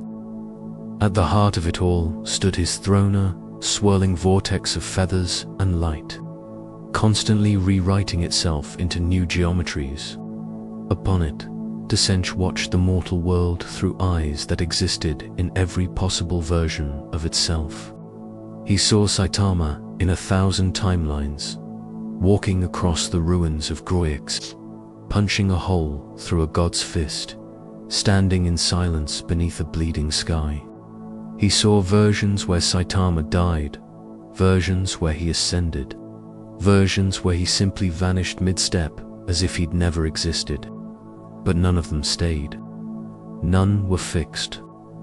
Tzeentch hated that.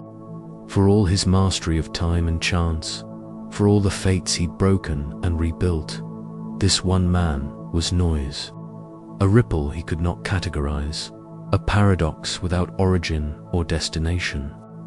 He had watched the mortal enter the warp uncorrupted, pass through the eye of chaos unbent, and leave a god wounded in spirit. It offended him not because it defied his will, but because it had no will at all. The Lord of Change spread his wings, each feather a scroll written in a different language of the dead. So the mortal who is not mortal walks free, he whispered, his voice layered in 1,000 tones. Khorne tests him with rage. I shall test him with reason. And somewhere between reality and dream, the warp bent again. Saitama had been walking for hours, or maybe seconds. Time was strange on Groix now. The sun had burned itself down to a dull scar in the sky, and the air shimmered like a mirage. The planet was dying quietly, its machine hymns replaced by silence. He kicked a chunk of molten stone idly, watching it skid across the ground. Man, he muttered, you'd think a world this big would have at least one restaurant left. Then the air changed.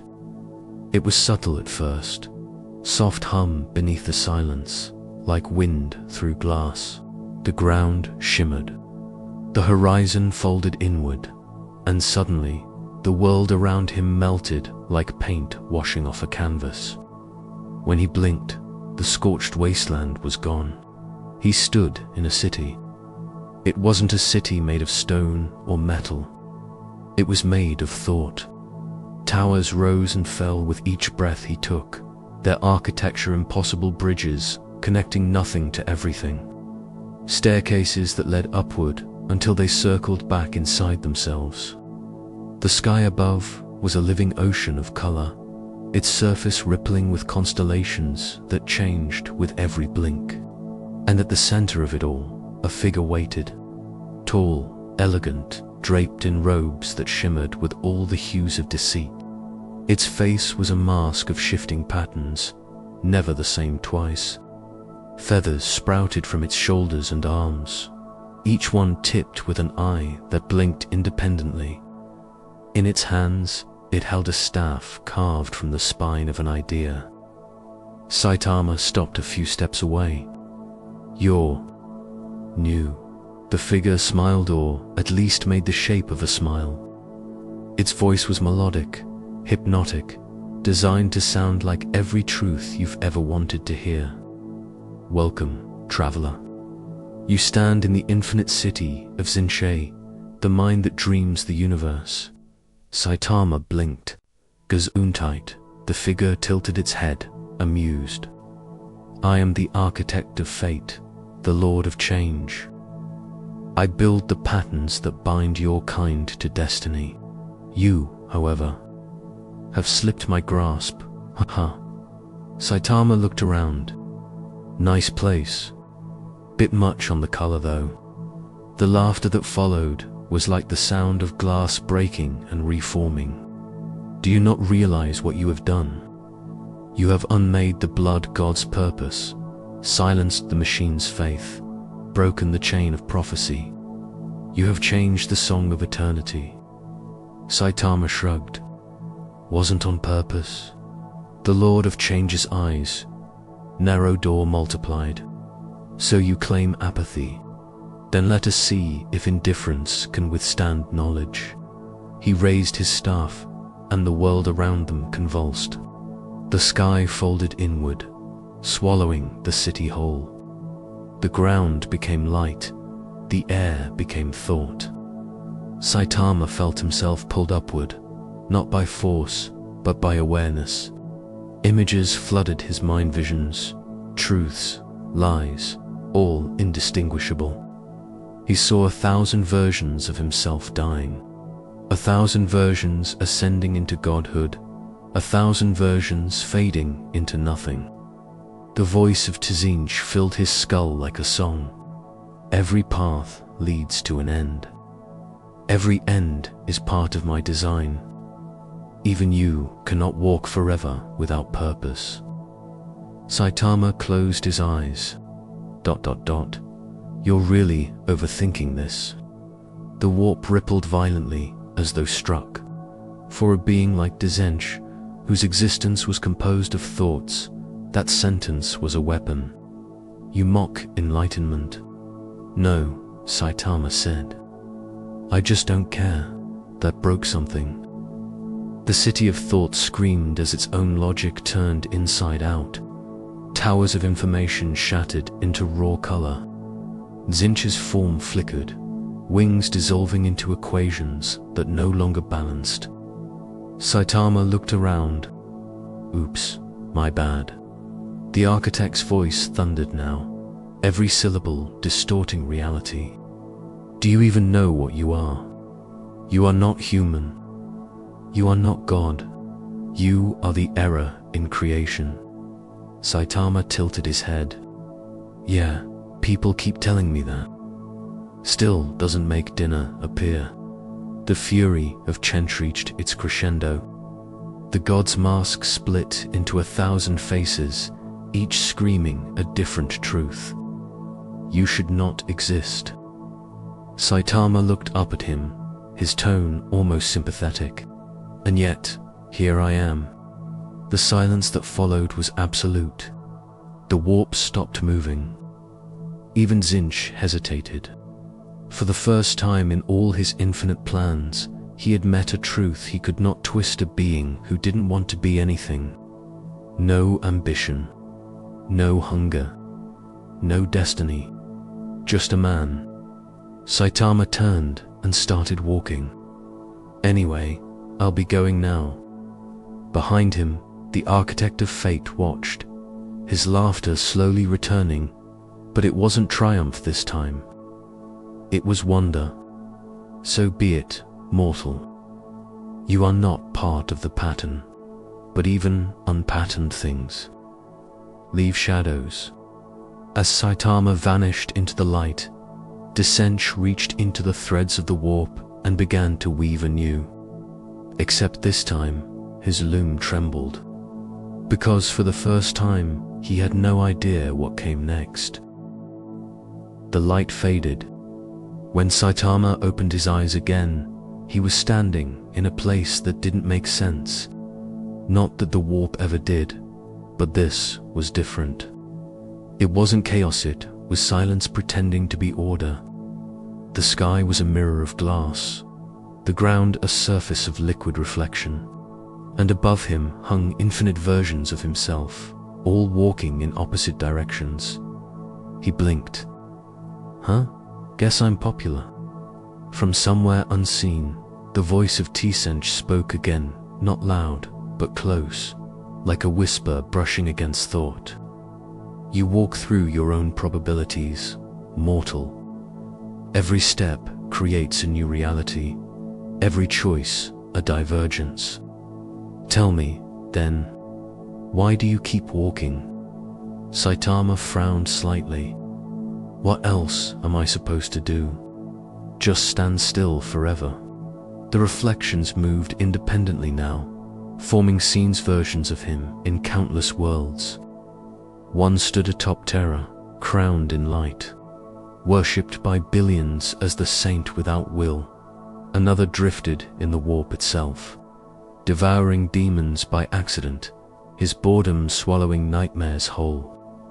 A third lay dead in a crater, consumed by a chaos god he'd never bothered to fight, and yet every version wore the same expression: calm, tired, faintly annoyed.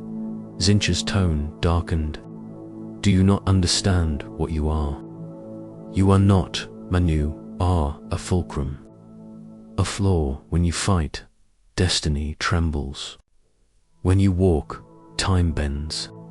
Even I, the master of change, cannot see where your road ends.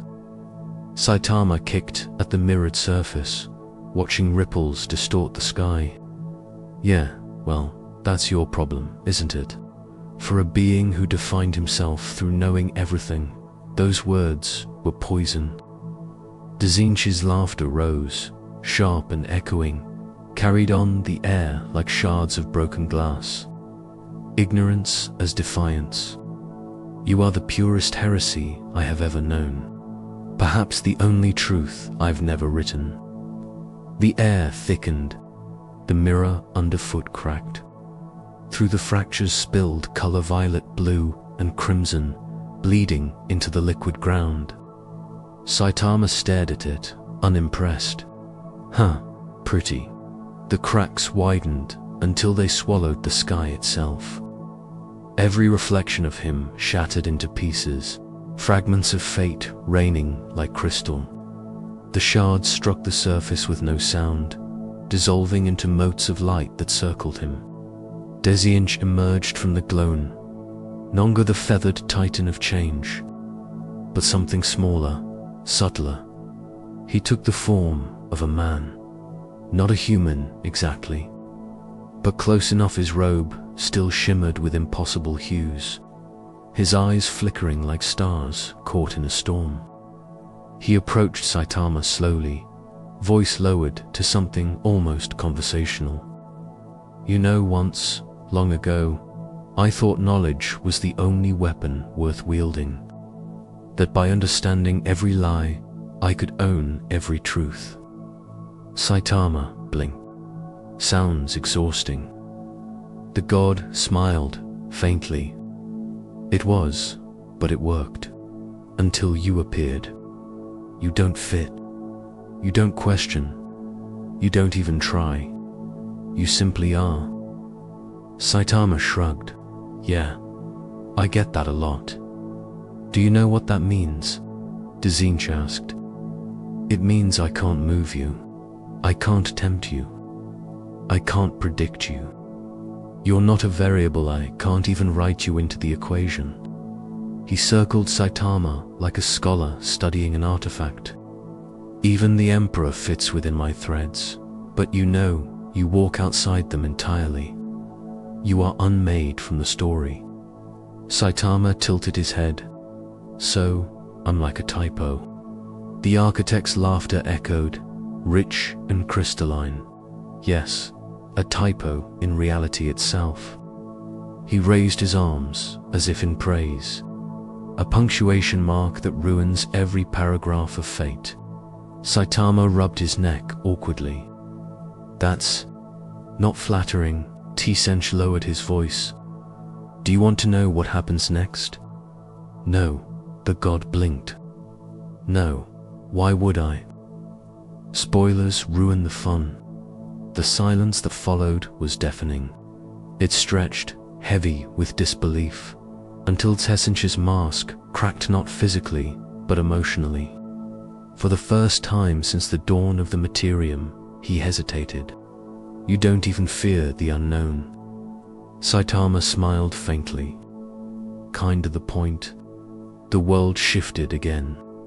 The mirrored plane fell away, replaced by endless sky, pure blue, cloudless, so startlingly normal that it almost hurt. Birds flew overhead. A warm breeze brushed his face. Saitama squinted. Wait, is this Earth? It was and wasn't. The horizon shimmered with hints of unreality. A shadow passed across the sky massive, impossible. It wasn't a ship or god, but a reflection of Saitama himself, walking miles above the clouds. Beneath his feet, skyscrapers grew like trees, their glass facades shimmering with the memories of a world long gone. He felt something stir inside him, an echo of the life he once had. Simple, dull, human. Grocery stores, villains that shouted too loud, days that ended with ramen and cheap TV. For a heartbeat, he felt home. Then Tzinch appeared beside him again, watching the illusion unfold. Do you see it, mortal? This could be yours. You could rebuild your world here, untouched by chaos, untouched by gods. Stay, and I will weave the universe around you. You will never hunger, never fight again. Saitama's expression softened for a moment. That's nice, the architect smiled. So you'll accept? He shook his head. Nah, the god froze. What? Saitama looked up at the blue sky. If I stay here, there's nothing left to do. I'll just get bored again. Besides, he glanced at Tzinch. You don't really seem like the kind of guy who gives stuff for free. The Lord of Change's grin faltered. His illusion flickered. You truly don't want anything? Not really, the god whispered, half to himself. Then even desire fails you. You're the end of motive. The death of reason. The silence after meaning. He looked at Saitama, and for the first time, his tone wasn't mocking, it was reverent. Perhaps that's what the Emperor saw when he made mankind. A creature capable of walking without purpose, yet still walking. Saitama yawned. Cool speech. I'm gonna find lunch now. And with that, he turned and walked away. The illusion crumbled like dust. The sky folded inward. The buildings turned to glass. and the reflection of earth shattered into fragments of light that rained down around him. When they touched the ground, they became words, sentences written in gold. The pattern fails. Tzeentch watched him go, and in his eyes that had seen the birth and death of 1,000 civilizations, there was something like fear. For the first time, the god of change understood what could never be changed, and far across the warp, where the throne of mankind burned dimly, a flicker of golden light responded. The Emperor, silent on his throne, stirred. The warp shuddered like a wounded beast. The ripples of Saitama's passing spread outward, distorting everything they touched. Prophecies twisted, destinies unraveled. The careful weaving of 10,000 years of scheming reduced to threads unraveling under their own weight. In the eye of terror, sorcerers screamed as their visions turned to static. In the libraries of the black ships, astropaths bled from their eyes. Their connection to the Imperium, ruptured by a presence that did not belong, could not be measured and refused to obey. Tzeentch watched it all from his fractal throne, his talons resting on the edge of reality itself. Around him, his demons whispered, their voices a chorus of reverent panic. "Master," one croaked, its beak dissolving into smoke. The pattern collapses. The skein of futures has torn. The architect's form flickered, changing shape with every heartbeat. Bird, serpent, man, flame, none of them stable. "It was always going to tear," he murmured. The moment Khorne met the void, it was inevitable. The absence spreads, but we can fix it, can we not? We are change. We adapt. We understand," Tzeentch interrupted sharply, his voice cracking like thunder. "And that is our weakness." The demons recoiled as the Lord of Change rose to his full height, his wings expanding into the infinite void, blotting out stars that had never existed. He is not of us. He is not of them. He is the blank space between thought and action, the pause between reason and will.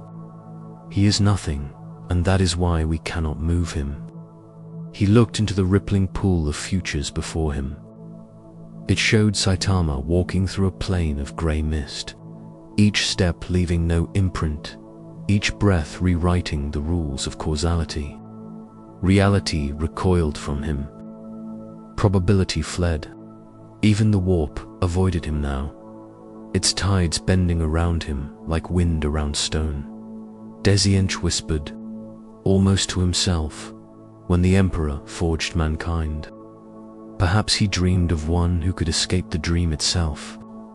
The pure human, unbound by faith, free of corruption, a creature too simple for damnation. His voice dropped to a rasp. But the galaxy has no room for such purity.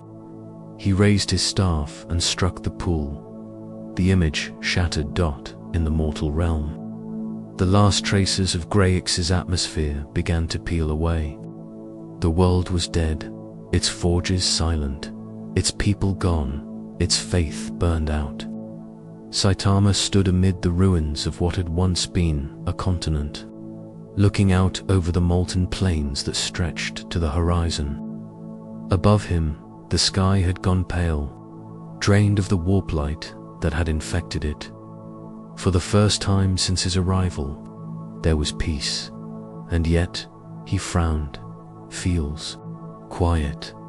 He looked up at the stars, their faint shimmer barely visible through the haze, almost too quiet. The silence pressed in.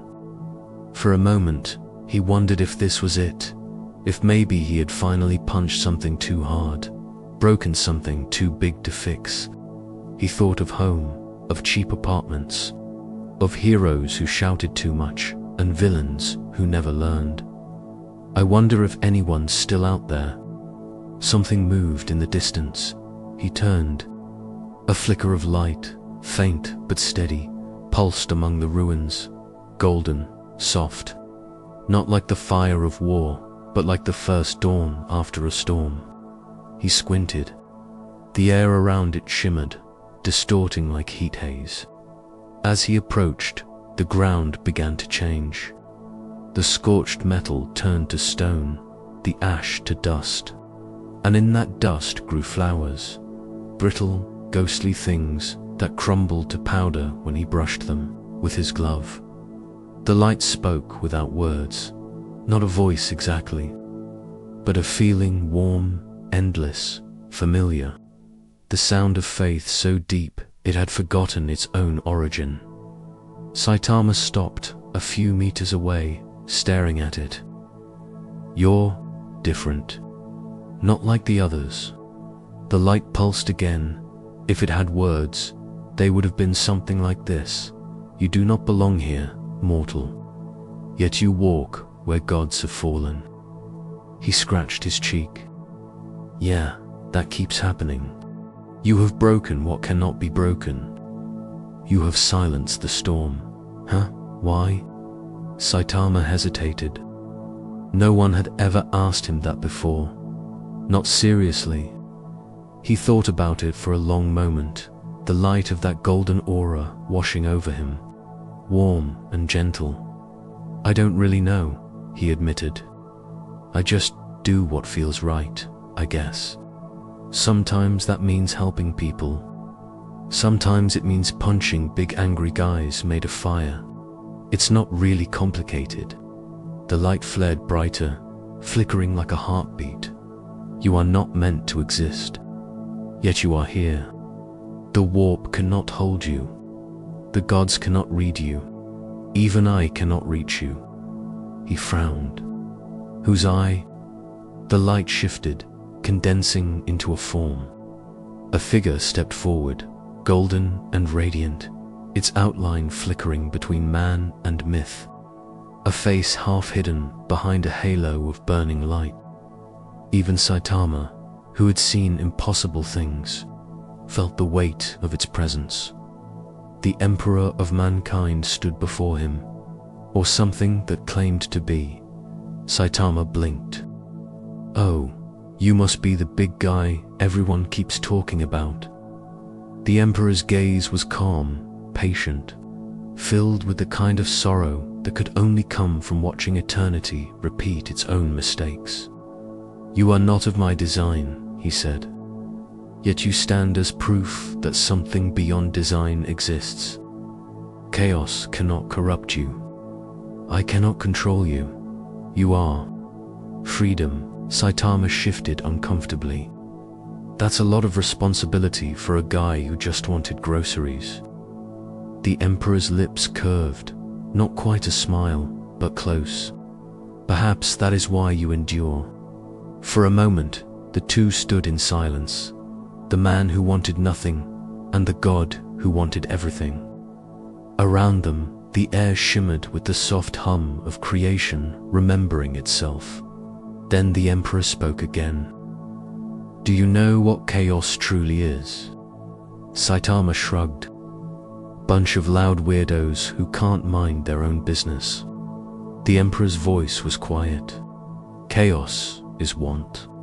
Every demon, every god, every mortal, all are bound by desire.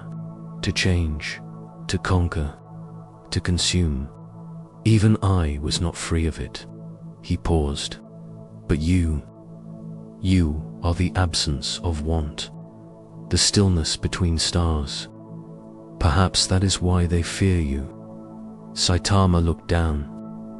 "Yeah, well, I'm not trying to scare anybody." "Then keep walking," the Emperor said. "Walk beyond this place, beyond the warp, beyond the dreams of gods and men. You may yet remind the galaxy what it means to be human." The light began to fade, the golden form dissolving back into radiance. Saitama lifted a hand in a small, awkward wave. "Ah, thanks, I guess." "Do not thank me. Just remember." "Remember what?" The answer came as a whisper carried by the wind, that even the smallest man can unmake eternity. simply by not caring for it. The light vanished. Saitama stood alone again, the silence of a dead world pressing against him. He sighed, tucking his hands into his gloves. Man, all these speeches, and still no noodles. He turned toward the horizon and started walking. Behind him, far in the warp, Desianche watched. The architect's eyes burned with a mix of fear and fascination. He met the throne, he whispered, and walked away unchanged. From the darkness beside him, a voice purred, silken, mocking. Perhaps even fate gets bored eventually. Desianche didn't respond. His feathers rustled as he stared into the void. And for the first time since time began, the god of knowledge truly didn't know what would happen next. The game had shattered. The board was gone, and the only piece still moving didn't even know he was playing. There are no true mornings in the 41st millennium. The stars do not rise. They are swallowed by dust and decay. Planets don't wake. They simply endure another rotation of survival. And yet, for the first time in 10,000 years, something like dawn touched the galaxy.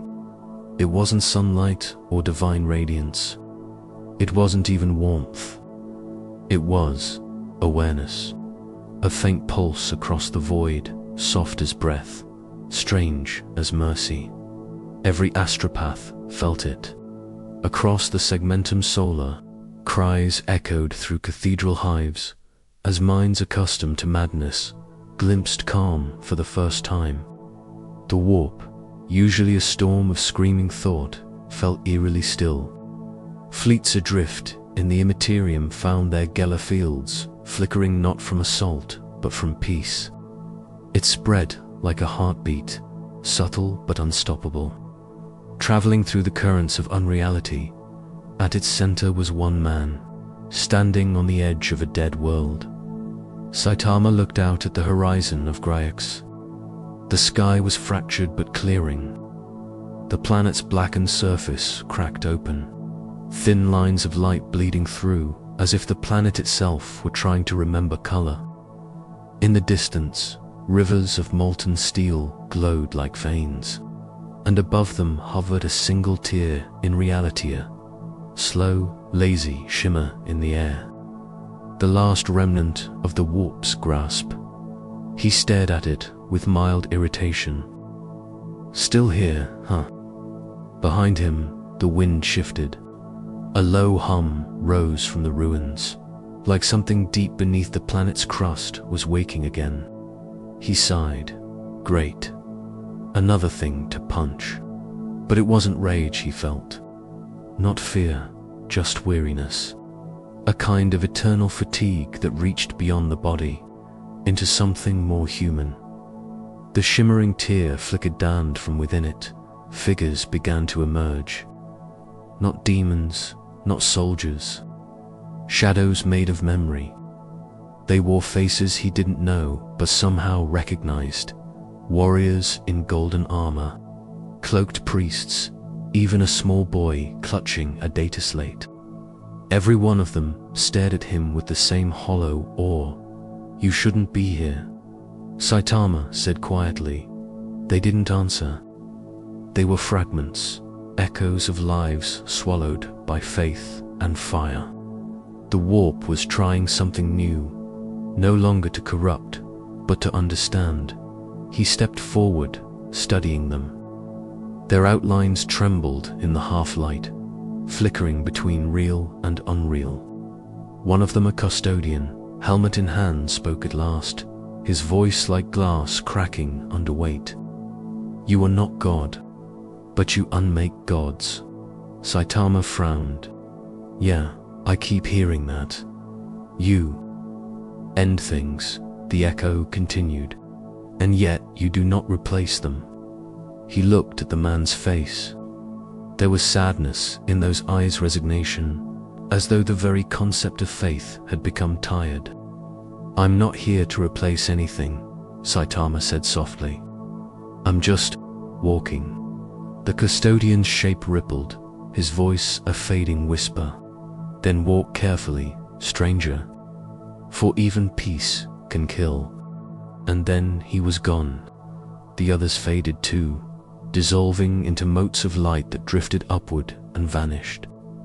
The tier above the horizon pulsed once, then began to contract, folding in on itself like a dying heartbeat.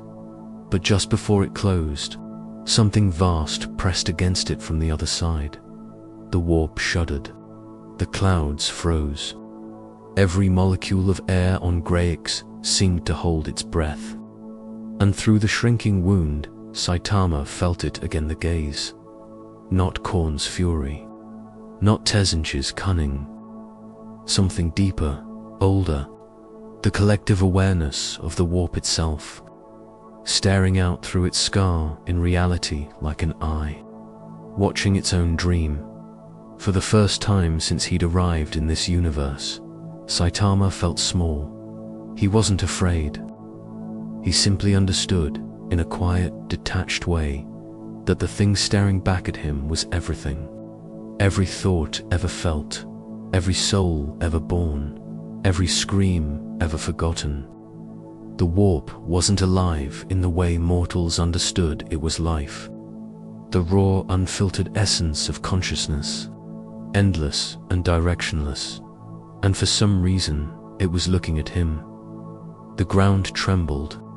The rivers of molten metal turned to gold, then to light, spreading outward in rippling circles. His cape lifted in the rising wind. Then the voice came, not in sound, but in pressure, like a thought pressing against every atom of his body. "Why do you walk, little thing?" He blinked. "What? You are no god, no demon, no soul of this era. You walk where the Imperium cannot see. You are the thought that has no source, the dream without a dreamer. Tell me why you walk." He considered it. "I'd no habit." The wind howled across the plain. The molten rivers surged higher, golden arcs of fire twisting into the air. The voice pulsed again, reverberating through the dying planet. "You mock us." Saitama's eyes narrowed slightly. "No, I just don't take you too seriously. Do you know what we are?" "Yeah," he said, looking up at the sky. "Your noise, just really loud thoughts. People get scared, angry, hopeful, whatever, and you eat it. You're like a bad dream that never wakes up." The ground cracked beneath his feet. The warp itself trembled, its colors writhing in offense. "We are all that is.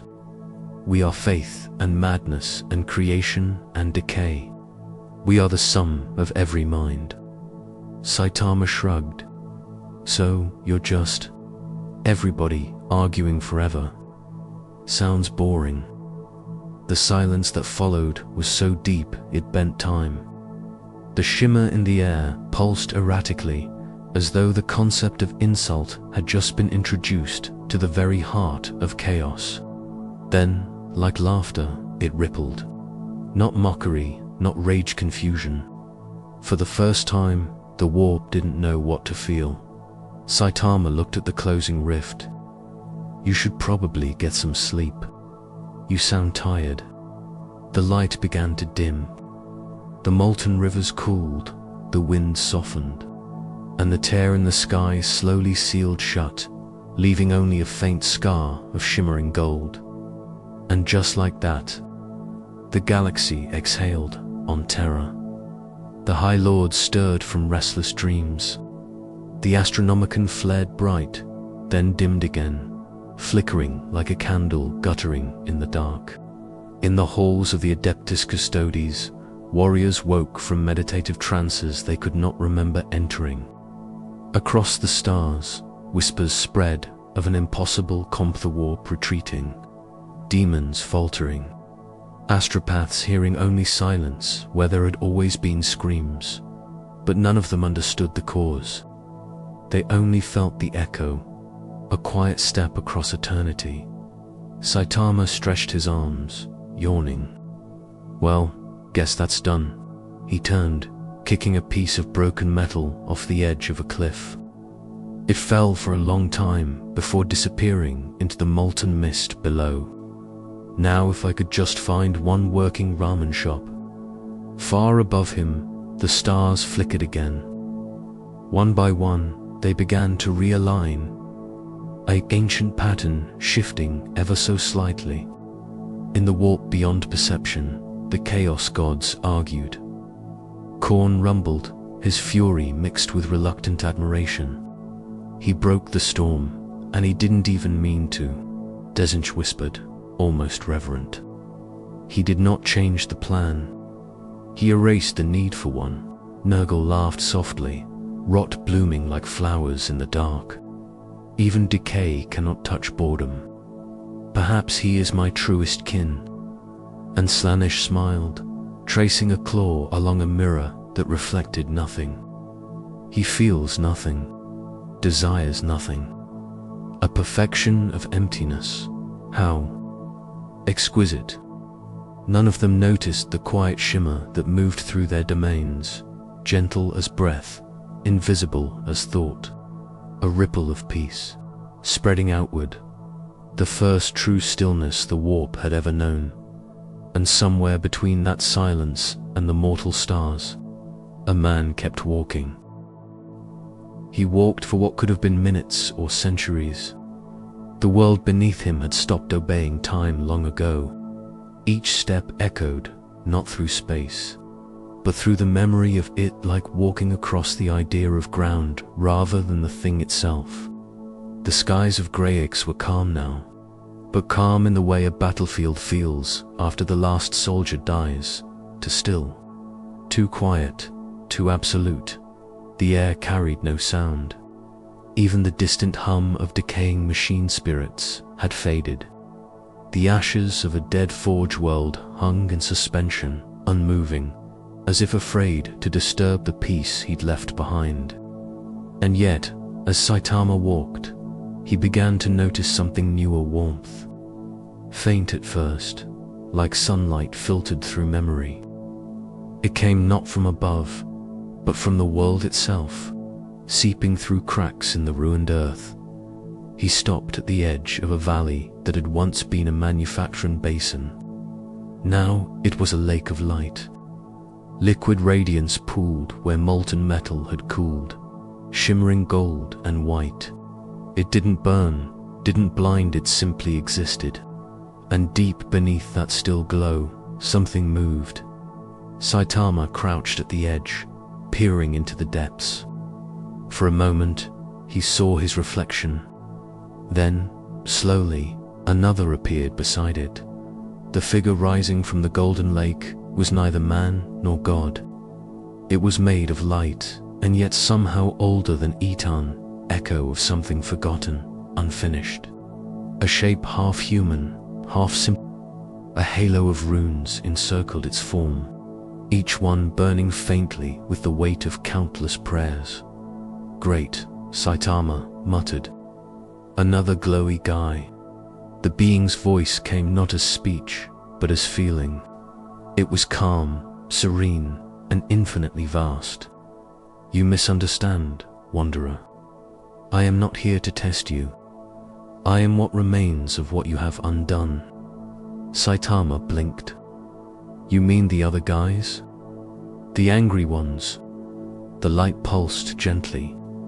I am what was left when their noise fell silent. Every fragment of belief they once fed upon, every prayer that reached no God, every soul that chose not to kneel. So, leftovers? There was a pause. Then, perhaps, but even scraps of faith can birth something new. Saitama stood up straight, staring at the figure. You're saying you're, what, a new god? No, said the voice. A possibility. An answer to a question no one asked. The golden figure lifted its head, and for the first time Saitama saw its face. It was his own. Not perfect, not divine, not even entirely clear, but his. The expression was the same, apathetic, faintly tired, but behind it shimmered something vast, something that wasn't quite him and yet entirely was. He frowned. Okay, that's creepy. The reflection smiled. You walked through the warp untouched. You silenced the gods by not believing in them. Do you know what that means? Saitama crossed his arms. I'm guessing it means something dramatic. It means you've become the one thing this universe has never known. Proof that peace exists without faith, and power exists without purpose. He shook his head. Nah, I'm just really strong. The reflection laughed, not mockery, but amusement, warm and strangely human. You think small. That's what makes you dangerous. The surface of the golden lake rippled, and visions formed across it, whole worlds flickering into being. Planets torn by war, fleets devoured by the warp, cities burning under endless crusades. Everywhere, men and women raised their hands in prayer to the Emperor, to chaos, to anything that would listen. Their faith burned like 1,000 suns, bright but desperate. Then the image shifted to something gentler. A field on a nameless world.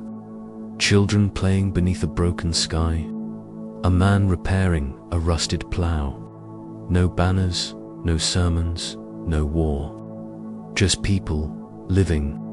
And somehow, the light around them was the same soft glow that filled this lake. The reflection's voice came again. They will feel it soon. What you left behind. A silence in the warp. Gentle and patient. They will not understand it. Some will call it heresy. Others will call it hope. But it will grow. Saitama watched the image fade. I didn't plan any of that. No, said the reflection. And that is why it might work. The valley trembled faintly. The air grew lighter, cleaner. The darkness of the planet's endless smog began to thin, replaced by a soft, shimmering haze. He looked up. The stars, real stars, this time shone clearly for the first time in millennia. The reflection stepped closer. You are not a savior. You are not even meant to be here. But because of that, everything has changed. Saitama shrugged. Yeah, people keep saying that too. Then hear one last thing, traveler, said the light, beginning to fade. The warp is watching you still. It learns from you. It will try to imitate you, but it cannot copy what it does not understand. He tilted his head. What's that supposed to mean? Apathy cannot be faked. Peace cannot be manufactured.